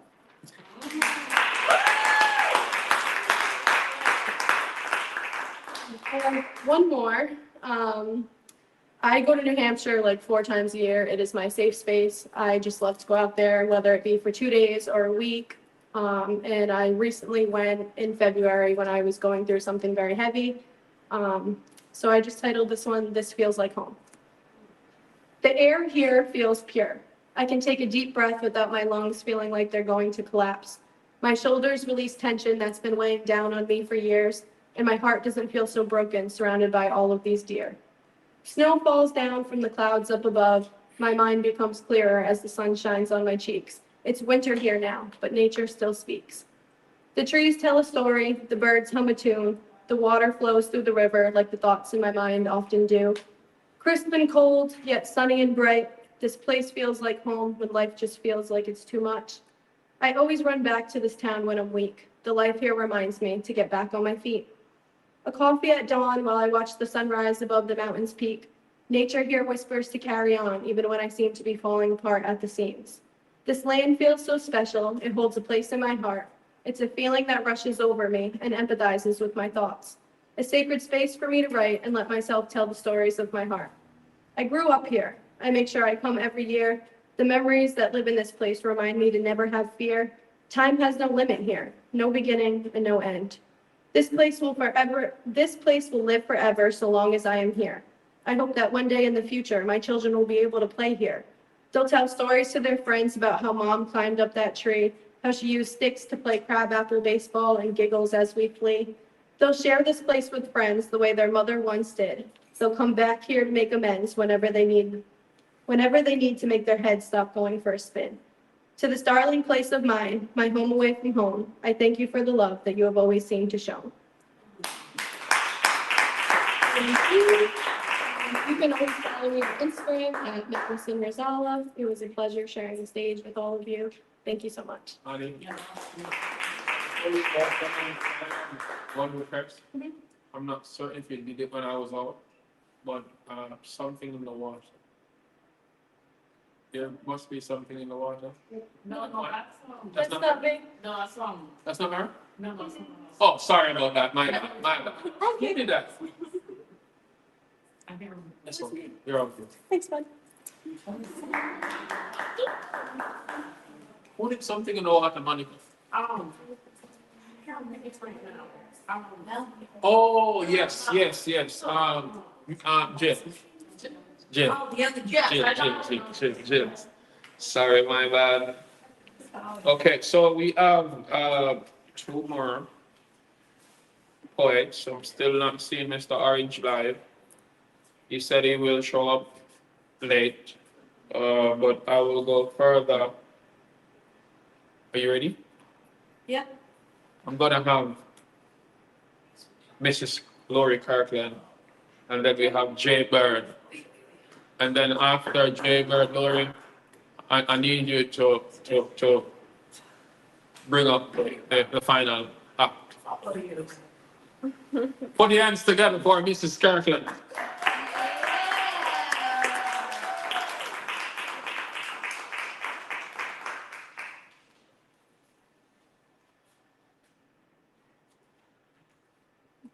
I love this so much.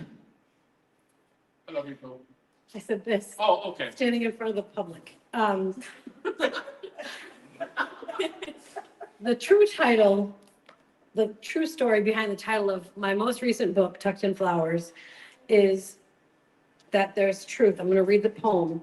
But on Instagram, I used to post pictures of flowers or cryptic things because I never wanted to tell the world what was really going on, which meant me and him. We were dating.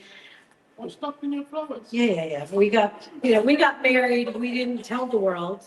And then I ended up putting the book together. So Tucked in Flowers, Hidden in Plain Sight is the name of the first poem, Tucked in Flowers. There are stories inside me waiting to be heard. Days, months, years pass as I watch them unfold, all while holding tight my soul. Lips pressed, heart cold, stories remain untold. You see, truth is a heavy burden to hear, yet a necessary choice to share. So I'll traverse the unheard and write in mysteries. I'll speak the unspoken to finally be seen. Without fear, I'll pen these lines in hopes to reveal just enough. My mind unkind, my heart unsatisfied, the stories inside me are tucked in flowers, hidden in plain sight. I snipped them, arranged a bouquet, my beautiful truths now on display.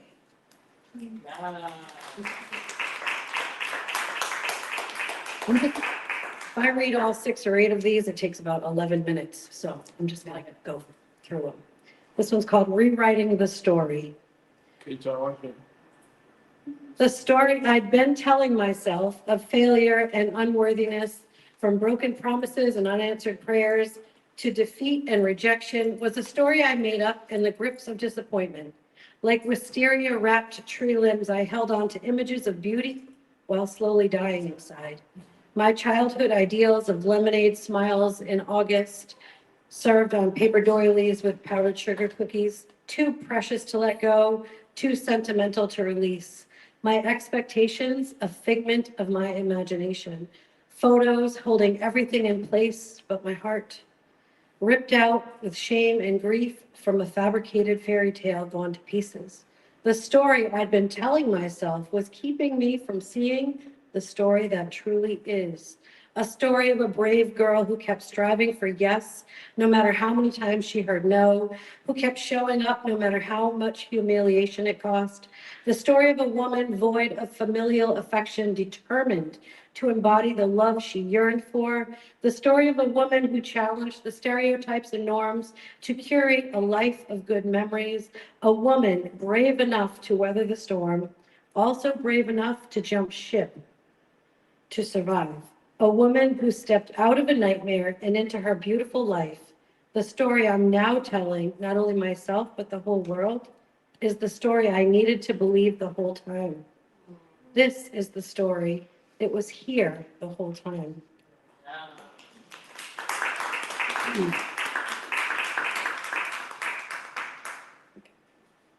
That August, that's what this one's called. My soul was tired of being alone, yet I embraced the solitude. Traveled alone, great adventures I did take. Memories of a lifetime I set out to make. Photos for the gram, documented for the record. Flowers to invoke my emotions, displayed, yet unseen. Self-love is an intimate journey I willingly took. In doing so, I discovered a version of self I've never seen. A beautiful soul sent on a mission, discovered a new purpose-driven ambition. With pen and paintbrush by my side, creativity opened wide. My mind came alive in a desire to thrive. I'll always remember that August I came alive. You know what's crazy? I'm smiling because you guys don't know what I'm smiling about, because it was a particular August and I was reading his book and I had a paintbrush and a pen and I was writing and painting, and it's kind of cool how poetry can do that, right? And this is that. Summit Winds. It's the name of a place, an Airbnb I rented. I came to this barn expecting a farm. I had no idea weddings were the norm. Here in this place, filled with God's grace, wildflowers and sunflower fields, grown mountainside, I embrace and basked in the warm sunshine, soaking in self-love divine. On the day of my birth, I found myself worthy to dream visions from above.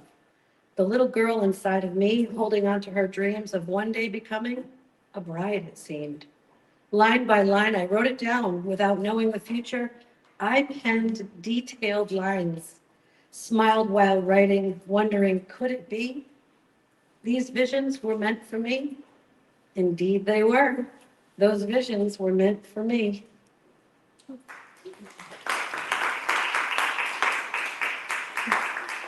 So you see how I'm skipping all of that because there's a whole lot that goes on with a person's life. But I'm just telling you this story. This story. August 1978. Dun, dun, dun. Particularly May 7th, 1978.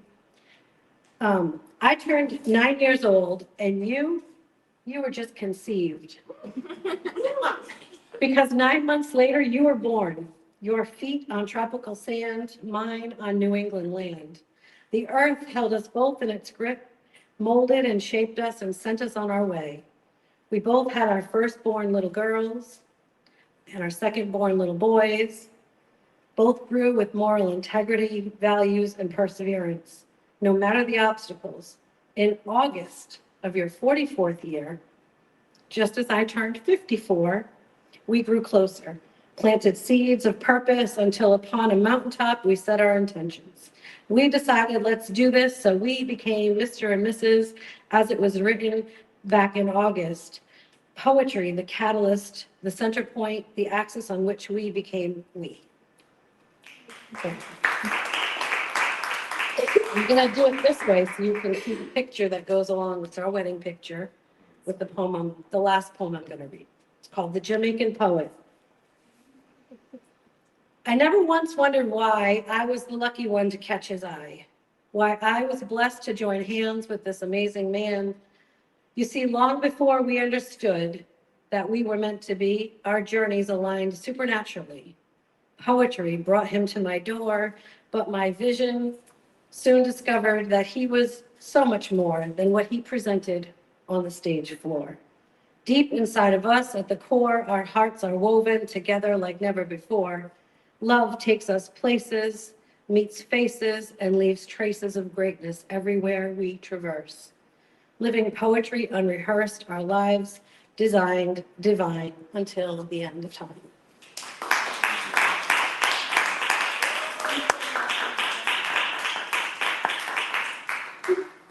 Oh my goodness. Love you too, Lori.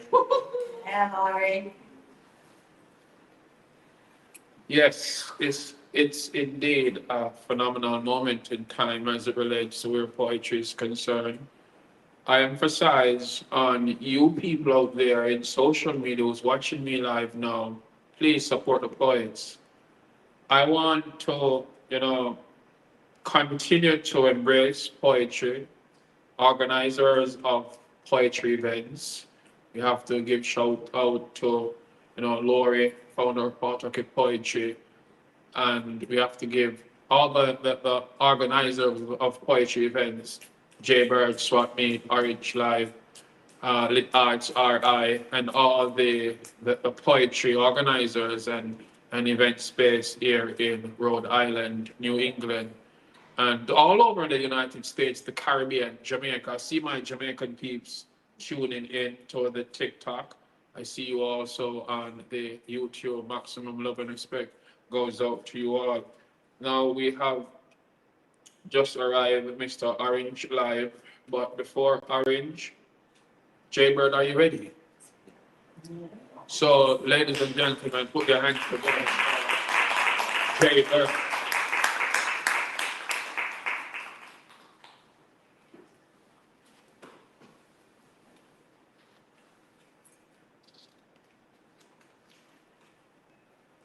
Excuse me.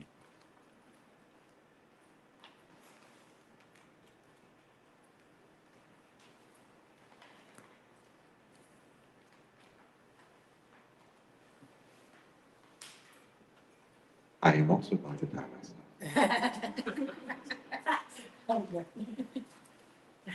I could be an acro-linguist, a word gymnast, deaf to death-defying double tongue flips flying through your ear with the greatest of trap ease. Flex my trap and reach for the text trapeze, make it look easy to twirl turns of phrase on tongue, tease and amaze, and a tail spinning of the world on my trapezius, spinning a yarn of yesterday, spinning a web to trap you easily with feats of amazing loquacity, dexterity, and stanzamina enough to make even a thesaurus need to stop, take a breath, and still only come up with, damn. I could do that, but I'm afraid of those dizzying heights, and my stanzamina's not what it used to be.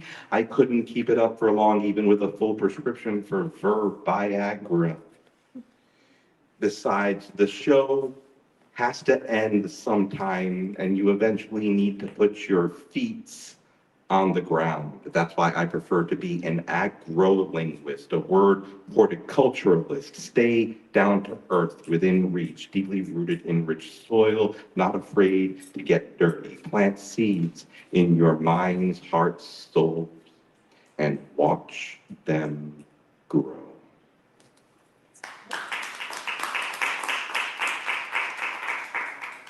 But let's get one thing straight right from the start. I am not going to do another revolution poem. I'm not about jumping on the bandwagon to the next battlefield to fight alongside mere babes who eat their own bunk until their bellies are full and then fling it at the walls until they're bored. I'm not going to do another revolution poem. I do not want to be crowded into this herd of sheeple, bleating the word like a mantra, beating the word, the concept into the ground, the world into submission. I am not going to do another revolution poem. I do not want to be grouped in this latest wave of revolutionaries who don't even know why they're fighting, don't even know who came before them, don't even know what poem they're sampling. Say that.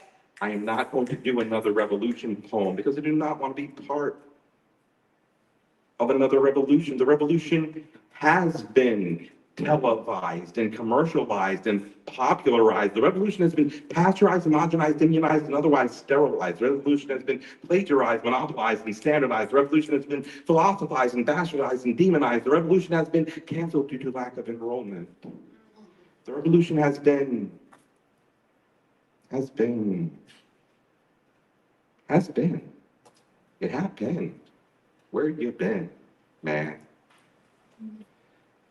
I'm not going to do another revolution poem because I do not want to be part of another revolution. I do not want to be treated like an animal left lurking in windows watching pigs cavort with humans, not being able to tell between them. I do not want to be part of another movement that only serves to bring me right back to where I started. You see, we evolved into systems that weren't working, so we changed them into systems that weren't working, so we revolted, replacing them with systems that weren't working, so we developed them into systems that weren't working. It spins me so dizzy, I'm sick to my stomach, sick of democracies and aristocracies full of fallacies and hypocrisies, sick of the next feudalism, capitalism, communism, socialism, schism to come around, sick of the sickness not inherent in the systems, but in the people using them. The systems are flawed because people are flawed, are filled with self-serving materialistic ideals that just aren't working. We don't need another movement for revolution. We need to move and be moved to real change that starts within each and every single one of us. And I'm starting with me.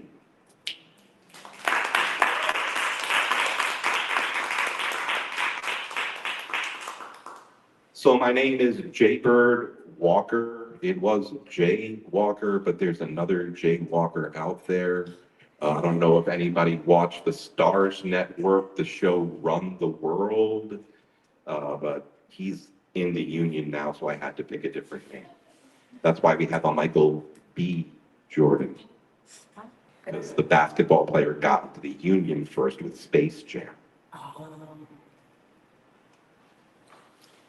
All right. You can find me on social media, Jaybird E. Walker on Instagram, Jason Jaybird Walker on Facebook, Jaybird_Walker on what was Twitter, and also PVD Swap Meet at on Instagram, because I run the Swap Meet, poetry reading every first and third Wednesday of the month at the incredible 1075 South Broadway in East Providence. First Wednesday of the month, we have a feature. First Wednesday of the month, we have a feature. Third Wednesday of the month, we have a short slam, 5 people, 3 rounds, $100 prize. So now, this evening has been amazing so far. I'm sure it's going to be even more amazing later on. And I've just been so inspired by everybody coming up to write. I'm like, oh, maybe I should switch to this poem. Maybe I should switch to this poem. Well, I switched one poem. And it's because it is Mental Health Awareness Month. I wrote this in a hospital. We were talking about poetry being difficult sometimes to get it out. This is not about writer's block so much as it is about being stuck in a rut, and it's called I, Picasso. You can turn on the lights, but you can't reprint the canvas and still call the picture mine. And you haven't yet been able to teach me how to repaint it myself, how to use different colors, lines, shading, how to have different focal points, different subjects, different views. You can't remove my eyes or detach them from my heart. No prescription has ever helped me see any better. No contact has ever cleared my vision. No one has ever changed what I see. I have been given the tools, but try as I might, I am forever in a blue period, painting different angles of Guernica.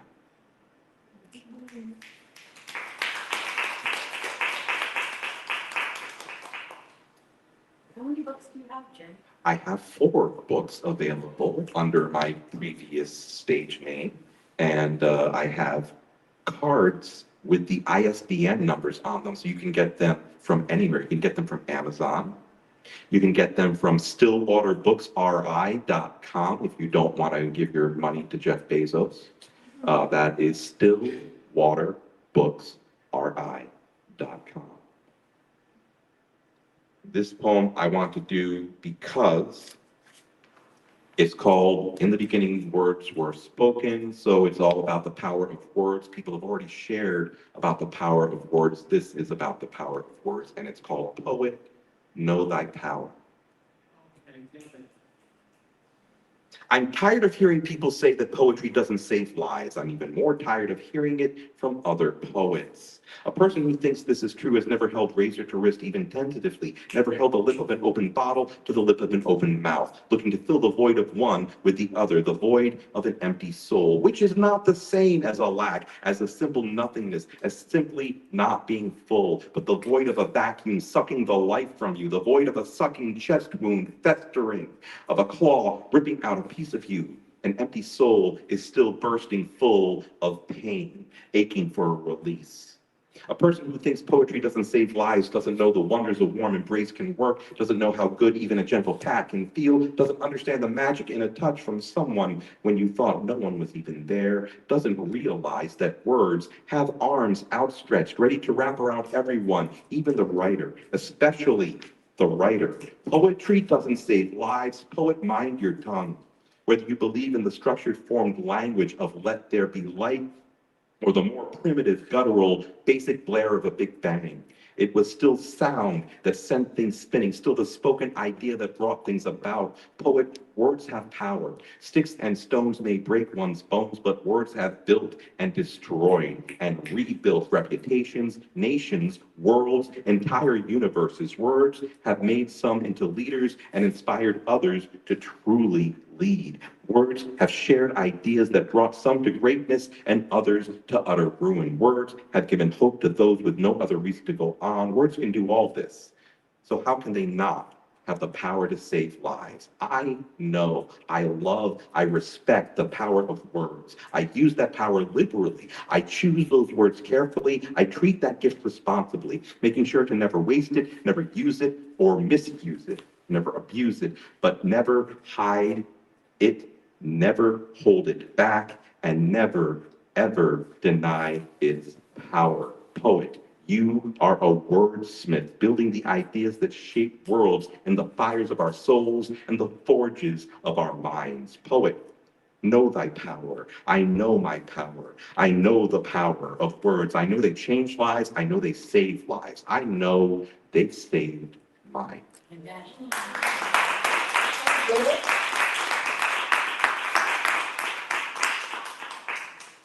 And I still have a few minutes, so I'm going to do this last piece. It's kind of my opus, and it is the title piece from my fourth book, my third book, Flower.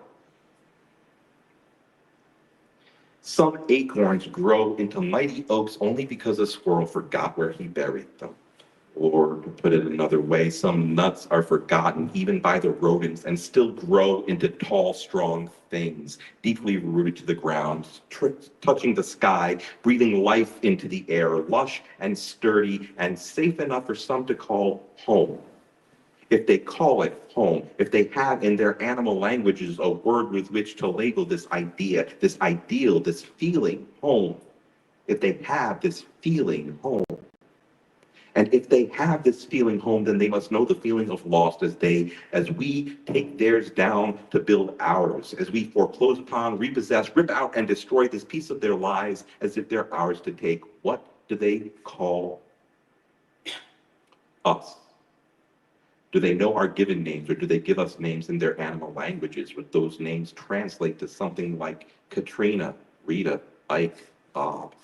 What in turn would they then call the windstorm blowing their house in, blowing the tree to falling in the forest? If no one's there to hear it, does it make a sound? If no one's there to see it, is it still a tree? Or do even the trees have different names for themselves we're just not trained to hear? What do they all call themselves?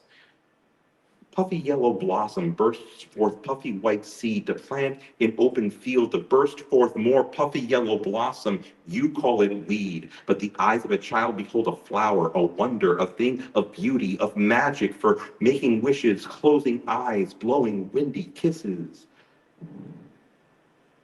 If a flower grows in an open field and no child is there to see it, is it still beautiful? If a weed grows in a sidewalk crack or in your front lawn and no child is there to call it flower, is it still beautiful? Is beauty in the eye of the beholder? Is it all just here for the benefit of others? Are we what is seen of us from the outside? I know I am to some a tree or a flower, but to others I am a weed. My roots may give nourishment or shelter to some, but some couldn't get past the bitter taste, while others would be poisoned. But I still grow, still blossom, still burst forth everything I am, still plant seeds in the fields and lawns and sidewalk cracks of your minds. I still am, still live, no matter how they see me, what they call me, how they use me. I stay rooted to the ground and dare to stretch towards the sky. You may now look at your sidewalk crack in your bad part of a bad town being ignored by some while others try to rip you out. And you may wonder where you came from, how you got here, what you did to deserve this life, whether or not you're beautiful. But don't let your surroundings dictate your worth. Spray poison on your life and kill your soul. Hold fast to your roots and stretch as high as you can. If beauty is in the eye of the beholder, then I want you to look in the mirror with the eyes of a child, with magic and wonder. Call your reflection flower and never, ever stop growing. Thank you.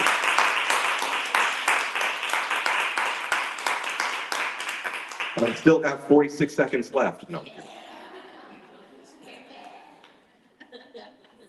Jay to the bird, thanks so very much.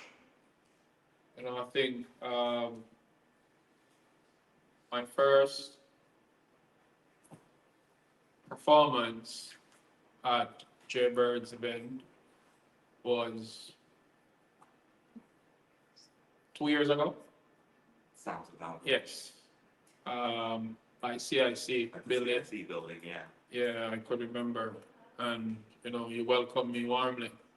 And I do say thanks. Likewise, all the organizers, Orange Live himself. And I must say, big ups to Lori.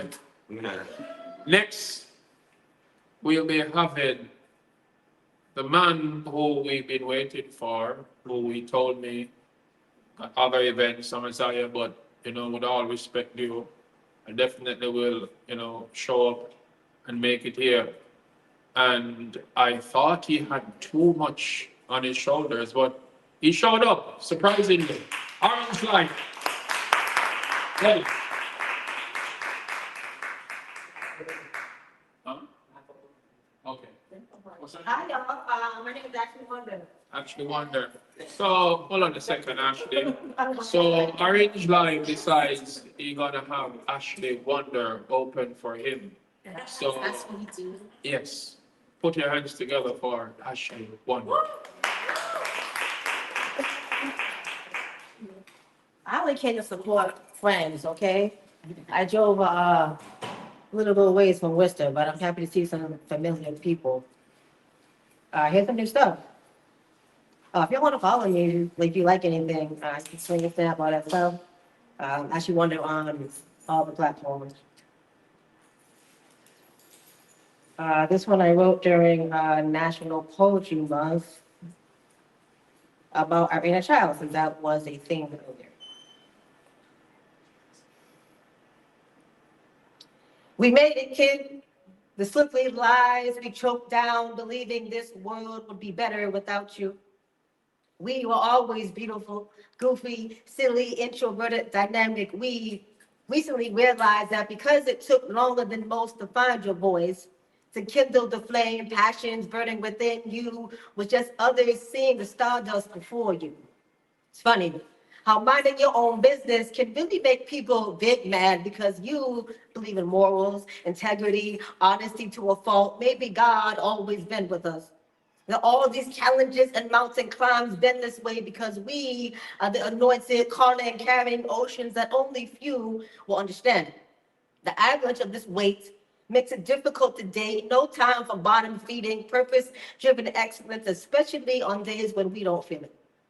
We have eyes that capture and dimples that turn men to jelly, maybe. That we've learned the power of what lower tones bring. That even if love in its most intimate ways really whispered your name, doesn't mean you ain't always been worth it. And I'm so proud of you. For finally never swallowing the frog in your throat, for spitting that bastard out and recognizing your beauty. It's always been your goofy, silly, charismatic dimple charm, and it's breathtaking, ain't it? To flow to the beat of your own two left feet, it is a show that anyone would line up for to be, and your presence, ain't that what the good ones say? All this impact you made with nonverbal autistic babies, astounding to those and celebrities seeing that same light is proof that we've always been built for it. It is a beauty to behold. The insecurities never matter because you've been walking with God for years. And even though we haven't arrived, the journey has left some holes that crush your chest and depth forever. That is, girl, grief changed us, but I see how you hug people now. That you hold on to some more than others because sometimes me, the little wonder, pride, joy, of purity, that you found bodies to be safe with. And that love is coming when we least expect it. So keep on dazzling the world around you. It's more than you think.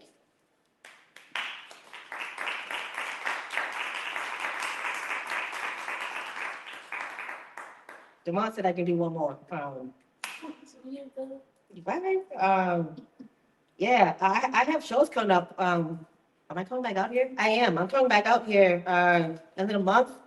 So now you guys should follow me now. So, I don't even know. I'm from Worcester, y'all. I don't know what nothing is out here. Yeah. This is really short. It's a Pantune poem, and yeah. My name on his tongue is the sweetest. Honey, smooth, spice, gumbo, realist. Flows through my veins, pulse quickens. This ecstasy, joy is unfathomable. Honey, smooth, spice, gumbo, realist.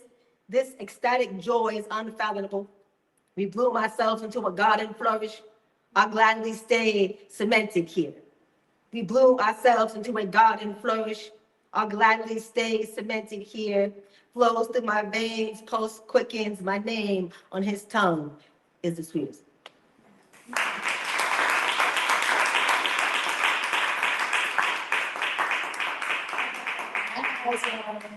Somebody gave me a hat. Thank you.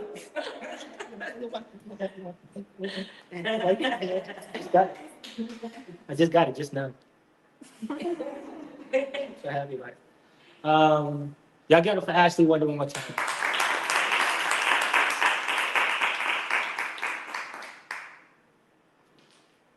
I don't need this.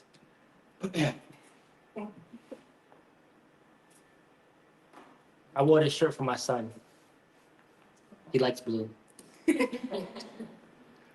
I built my son up like Legos, putting all the perfect pieces of a man in place, but at school they try to tear him down, giving him labels he did not give himself. Negative expectations with negative inclinations, but I done been there, I done that, and I'm done with that. You ever had hives so bad you scratch your skin off just to stop the itching? Peeling off layers of yourself to appease that appetite, those cannibals. Greedy, ready, many to consume all the best parts of you with words like, you're annoying, shut up, go away.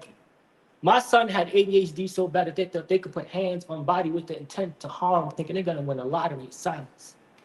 But they'd be disappointed because when my son steps into my shadow, he will know the dark depths I've already pulled myself out of. Maybe you'll hear around coffee talks and table drownings of how I felt. Sometimes I didn't make it. Sometimes I strived, bled, fought, and crawled my way home, bloody, broken, and bruised by life like the time when my belongings wasn't my belongings because someone kept rifling through them. Or the time sirens came in the form of lightning and thunder came in the form of quick draw. They rained justice down on the wrong man due to my skin color being the color of the earth. Grassroots, neighborhood excuse in the fact they say I'm just doing my job, but to them and me, it just sounds like a hurricane is forming in throat. Category 5, the ones that take lives, but with God by your side, son, all things are possible. And if you give your word to a friend, there is no going back. Every syllable is a part of you, no matter how far it travels. Soon you will hold life in your arms and know you too can create stars. Hold dreams so close, reality starts to warp around it. You will give it a name that tastes like success and hope on tongue, whose life is powerful for generations to come. So show them who you are. You are the ink that lights the dark. You are Black art. You are a Black king, and you will not lay down your crown. They will not tear down your castle. Right.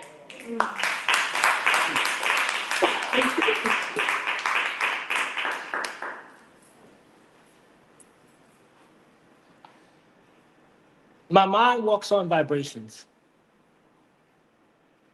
hopping from one pool of thought to the next, rippling ripples that rip straight from the pages of life. Focus freely across the span of distance science may try to quantify with a measurement some would call time. Past lifetime deja vu, some would say our minds be the black holes of the universe, pulling us into ourselves to places we are afraid to go. Ripping apart our reality in the strands of spaghetti boiling over with the wooden spoon on top, uncover truth still raw, and all it will cost is time. One day past, I see my birth clear, cut open like the scars that I bear, pulled from the universe, accumulated oxygen in 2 parts hydrogen. It's a chemical reaction with a specific set of numbers and equations to try to quantify a thing that is new. What we know is that death be the next step, except it's not the next step, except matter can't be destroyed, just distributed.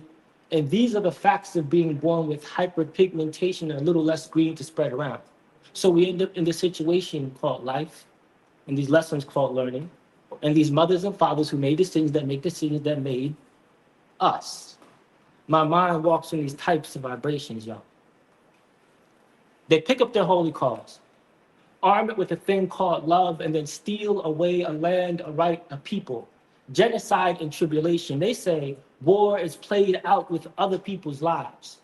Show me the sanctified reason, and I'll show you the bloody streets of why cage bird sings, why doves cry in purple rain high in the dust of insanity, wishing some smooth criminal would whisk me away. They aim. I scream, don't shoot. They shoot, I scream, don't die. I run across the width of heaven contained within my 2 sons' smiles. My daughter will remain a virgin unraveled in kinky curls called DNA. Their mother will become a knot at the end of her spine, pull it out and say, this is what sacrifice looks like. Her heart will be a divine place like providence, transparent like the night sky. May her tears be the water they fear to drink from. May her pain be a shared lifetime experience. May her smile be the cure to all that they will ever need. She will inhale my death, change the composition of my soul, and exhale a life I may have otherwise never known. My mind walks on these types of vibrations, y'all. Electricity excites my atom. Since the very beginning, I named this space and time now. Saul Williams said, before death, there is eternity. After death, there is eternity. There is no death, there is only eternity. So let us resonate with one another on this incomprehensible journey we call life for all eternity. Thank you.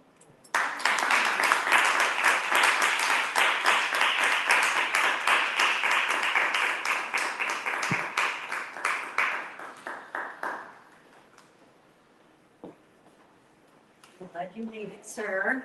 Your talk was amazing. Thank you. Perfect. All right. You probably don't need the microphone either. Thank you to every single one of you who came out tonight. Thank you for everyone who shared poetry. And thank you for joining with our online crowd everywhere to celebrate Amaziyah the Great's Earthstrong birthday celebration. He chooses poetry every year. Just us. This is what he wants. So next up is Amaziyah the Great.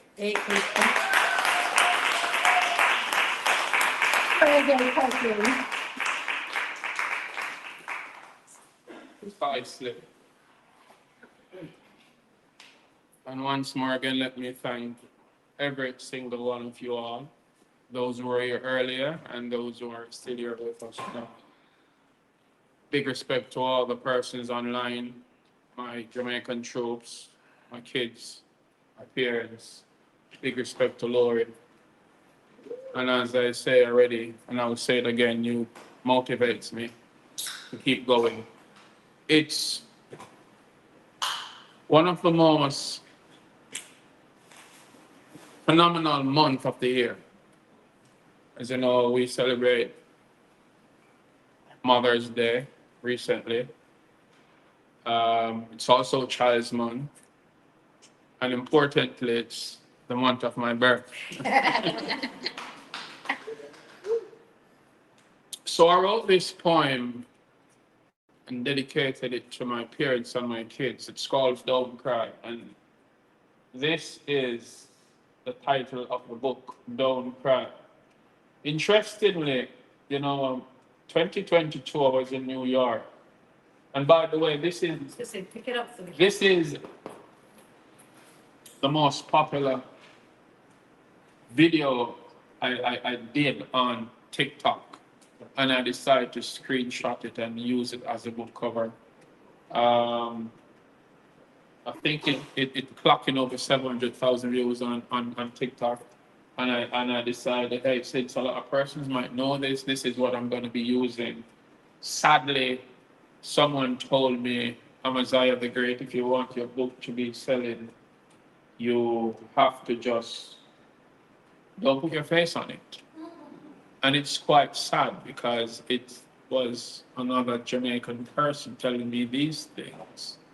And I've lived to see me perform in spaces where all different types of persons are, black, white, all types of persons, and I'm well accepted and received by them. So I say, where poets are concerned, there's no boundaries. Fast forward, no, we wind back a few years before that. I was in Jamaica again on a popular show. And my piece that I did was called Respect. 5 persons on a panel says, thumbs down, dump it. And a few weeks, maybe a month after that, I did that same piece of poem, Kingston, Jamaica. And I never knew it was a competition. They told me I won the 10 grand. So big respect to JCDC. They put on that event, and yeah, it motivates me more. And I never stop. It's clocking over 70,000 views on YouTube. It's monetized, and this is the same piece of poem that they say, dump. So when I say these things, it's just to motivate, you here and you there, everywhere. No matter what persons say, continue to keep going for your goals and what you believe in. I'm gonna do this one, like I said, Don't Cry, dedicated to my parents and my kids. Mama, don't cry. I'm gonna make this work. Never stop praying for us, even when you're experiencing the worst. I am here fighting tough days, Mom. Inside hurts, but don't cry. Even though tears in my eyes, I'm crying out to God, as if I'm inside a church. Listen to this. I will not quit, even if I keep crawling on the dirt. Don't cry. That I don't cry and try to make things work. You're my first hero, you motivate me to serve. Son above the ball, thinking of fail. Dad, I value your worth. You inspired me immensely. Almighty God is at work. I am going to ignite luminosity all over this earth. I told my kids, don't cry. They never got it at first. So exciting seeing that is first merch. It's not like my sales boosting online. Honestly, at times it seemed like my life in reverse. Many people depending on me. I have to emerge. I swear to God, I'm going to break this generational curse. Don't cry. Next one I'm going to do is call for our children to know. Salena. I want my children to know me as one that is great. Education is essential. Time mustn't waste. With the power of knowledge, there's no limit to what you can create. You'll encounter hurdles in life, even frightening earthquakes, but never stop, aim higher and escalate. I also stumbled and fell on my journey. Yeah, I made mistakes. Still, I elevate and stay awake. Fueling my mind with positive energy, will vibe and meditate. Tomasina, I pay close attention to nature and sounds birds make. People's business when I discuss and mix up and I partake. My heart aches, I can't take. Liars and pretenders all fake. Hence why I separate myself from illusion. Confusion will never penetrate the core of my mind. I smile, I embrace greatness, fairness among all human race. Orange Live, notice this face, me no literacy. I will never disgrace my people for a position where them power in this case. But it's somewhat complicated when the world is in a sick state. Love, politics, and religion are folks in a trick state. Miseducation, misinformation, misunderstandings, mistakes are the reason for your failure. So let's rise and surprise them with a bliss face.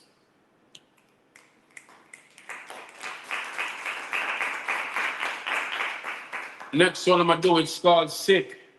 Jaybird, listen this. I am sick. It's no jokes. Pay attention closely. I'm sick and lonely with no one to hold me. Boldly she told me I was the one and only. I'm sick of her lies because she was in bed with Anthony. I'm sick of fake friends who never promote me. I'm sick of being talented and even my family doubts me. I'm sick of the shit radio stations play mostly. If it wasn't for Lori from poetic poetry, some of you people that never hear about me. I'm sick in a cold, dark world. Sick with all my life now seems to sparkle. I'm sick of crying tears, no one to talk to. Johnny hear me grumbling in the bathroom and asks, Daddy, who are you argue? I'm just sick of being broke, son, and can't even do what I want. I'm sick of fake foods and fake medication. I'm sick of fake news, fake information. Some sick and confused fake education. Amaziyah the great views. Monica, we're living among a sick generation. Sick.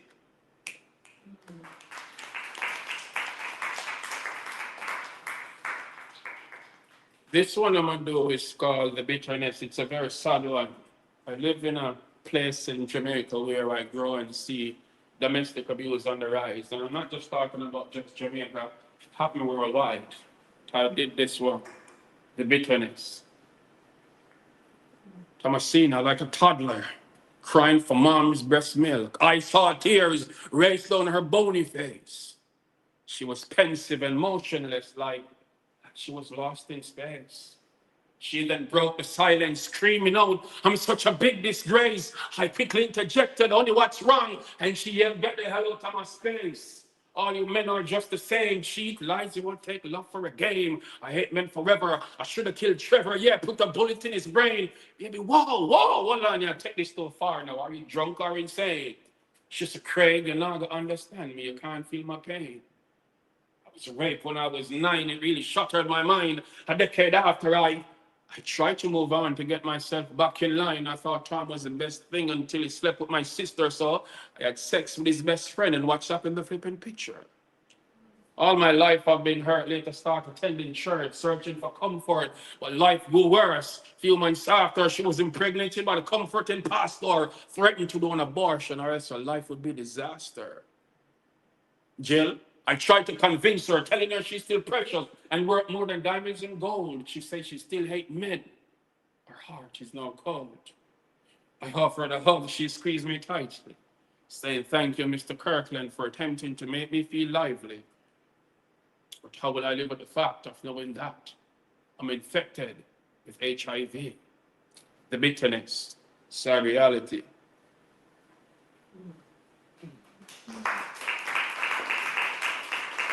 And as I continue to say no to abuse, no to domestic violence, I strongly emphasize whether he or whether she, if you're in a relationship and you see it not progressing, feel free to put your shoes on, get the groove on, and move on. No man or woman should be held against his or her own free will. Why are you sending threats? Who are you going to kill? And on my face, I plant a fist followed by multiple kicks. I scream for help, I bawl, yet you never resist. Like a slave, I was whipped. Bruised all over like tattoos to my skin still. I never fought back. If I did, I might have been killed. It's not like I was afraid of you. It's just that I never expect that. Guess what? I will never accept that. Even when they say sorry a million times, I can never forget that. How did it come to this? Yesterday, our relationship was like one of the best things on earth. You promised you love me forever, for better, for worse. I gave you my all just to make things work. How could you say you love me and cause so much hurt? You're just a pretender whose heart dark and crammed with dirt. Please leave me alone. You never value my worth. Tomorrow, the gone with the wind makes no sense. You search. And now to you, listen to my poem. I know what abuse and depression is. And it's why I'm reaching out to you, yeah? You. My suggestion is, if counseling can't fix situation, leave. No matter what the circumstances, leave. You already experienced what evil mixed with ignorance is, leave. There is no progression with aggression. So my question is, will you leave?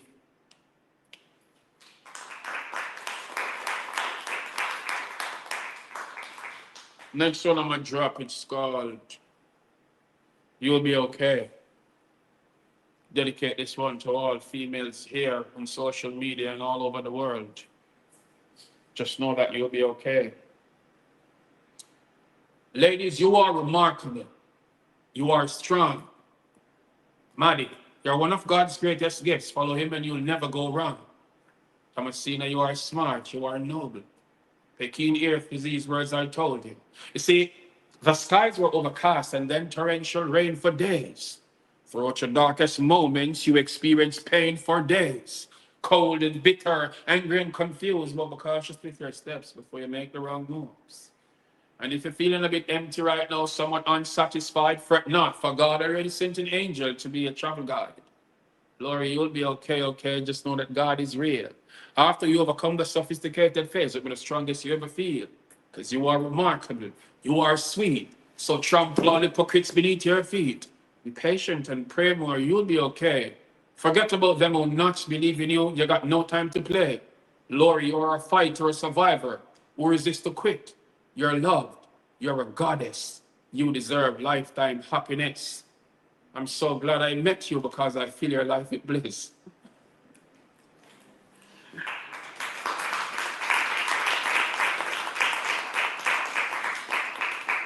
This other one I'm going to do is called The Fight.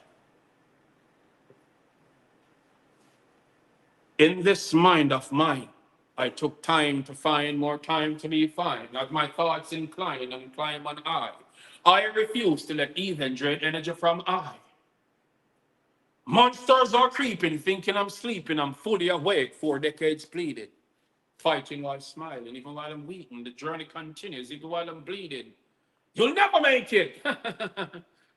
I ignore their speaking, their fiction, sickeningly misleading. Persuasion, invasions, beasts and zombies trying to control me, but can't understand me, be silent. Shh. Fight without violence. Spoken words subdue you like a hostage tyrant. I am your children's children, is your assignment. Writing myself in the future with provoking highlights to capture your eyesight. I need you to understand me. It's pointless to try and ban me. I'm fueling the world with words like bright lights. I write what I like, whether or not you like it's my choice. I'm greater than you thought, tell them precisely. The fight continues, and there are many others just like me.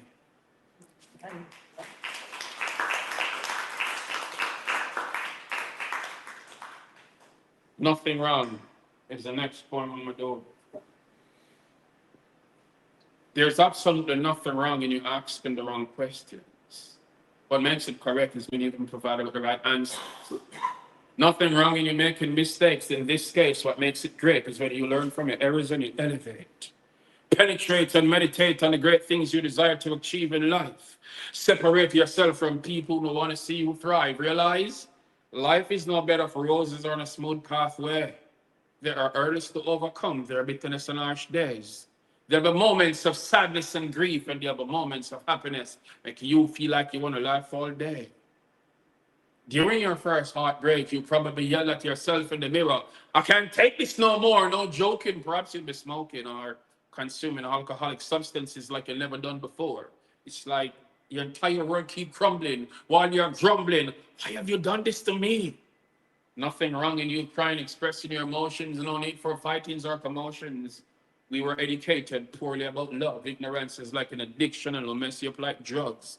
What makes it wrong is when you allow your negative thoughts to become your actions. So think first and allow time to heal you. Nothing wrong in giving spaces or letting go if it not work out for be the best. Think about it, look a bit, probably that causes stress. Nothing wrong in you seeking advice or counseling when you really need help. Someone really love you, don't continue to blame yourself. And after you overcome the dark phase, you'll be the stronger version of self. And you will learn to love and appreciate your very own existence. You see, in life, we encounter challenges, tackle something new. Nothing wrong in taking risks as entrepreneurs do. If no one believes in what you're passionate about, at least you believe in you.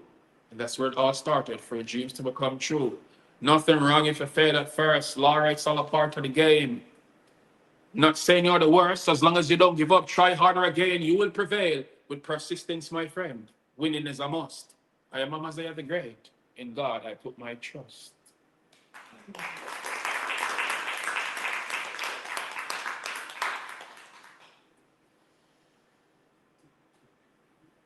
I'm gonna do legends leaving us.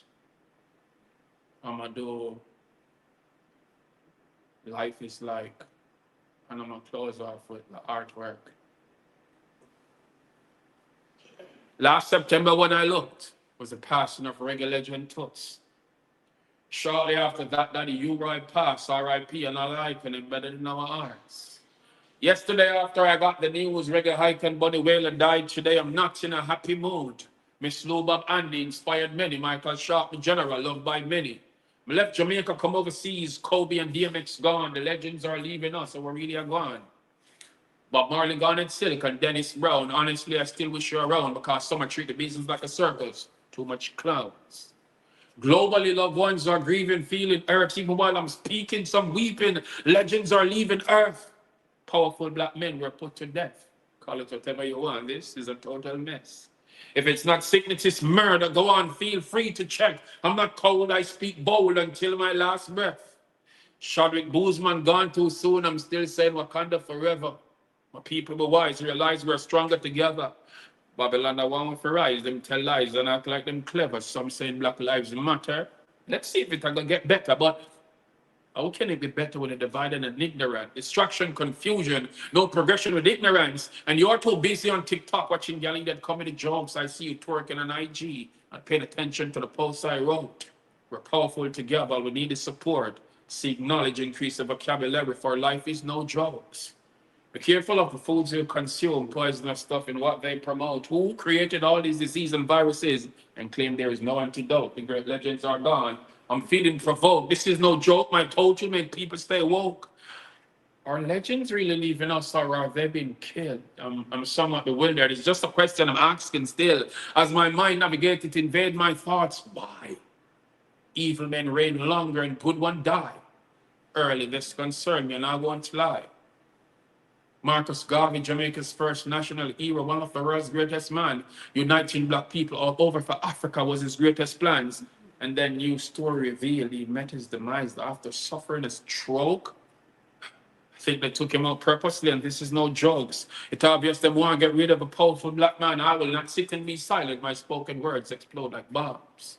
I wish someone would confess about the death of Dr. Sebi, the man who cured many diseases, including AIDS, and thinks I'm crazy. On February 21st, 1965, Malcolm X assassinated. April 4th, 68, in the States, Martin Luther King Jr. assassinated. Tupac, Biggie, Nipsey, murder, the thing. That's coincidence. Once you have power with the people and delete you, that's evident. Legends are leaving us, only God know why. Michael Jackson, Whitney Houston, and Prince, married them till the day I die. Aaliyah, so young when she lost her life in the plane crash, the whole world cried. Gandhi, a great man, assassinated. Why? I could not complete my list of legends and not mentioning King Selassie I. Rest in peace, you great legends. Work well done. Our ancestors fought long for us to get freedom. Educate yourselves. I will not sit and be silent. Been a mute, I'm not dumb. Our journey continues perpetually like the rise of the sun. Thank you very much. I must say it's an awesome journey. 2 years of poetry in Rhode Island. And, you know, each time I perform, I learn more, I grow more. And, you know, Jaybird, Orange Live, Lori, they all can tell you. Even some of you poets still.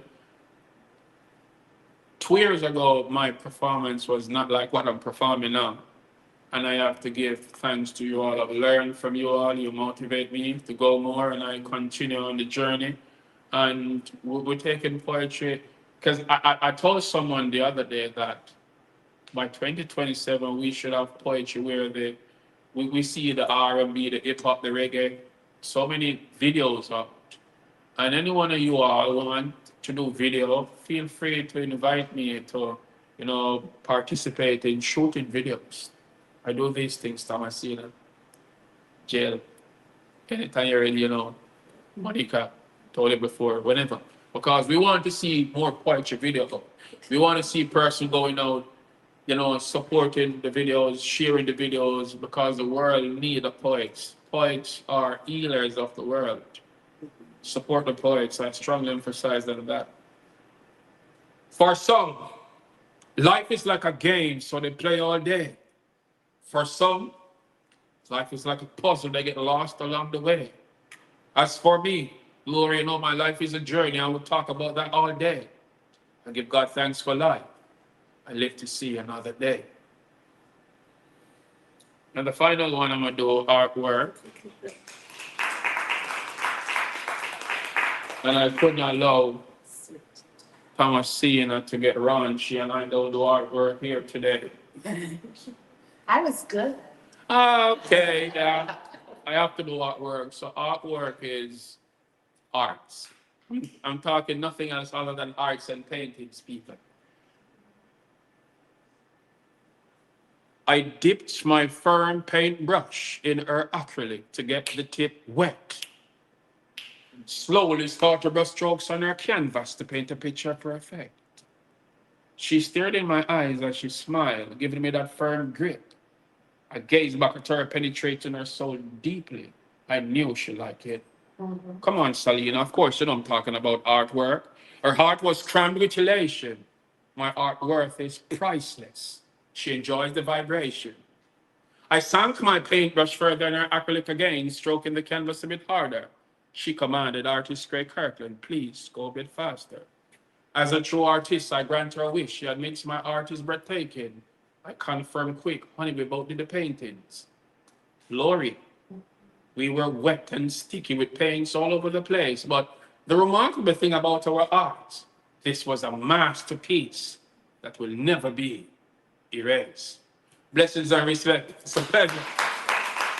Give respect to all the peeps on TikTok, YouTube, peeps who are here, all poets here in New England, Rhode Island, Tri-State, all over, Caribbean. Big respect to my Jamaican troops. So ladies and gentlemen, that's a wrap. Feel free to look out, check our books out. Don't Cry by Craig A. Kirkland and Tucked in Flowers by Mrs. Lori Kirkland. Yes, no need to hide in plain sight no more. So big respect. Words Unspoken second edition. Look out for the third edition next year. And big respect again once more. Tell them precise that the journey continue. It never stop.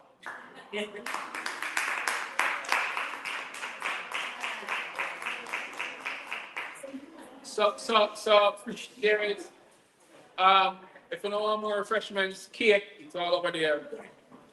Yes, help yourself. You want the journey continue, it never stop.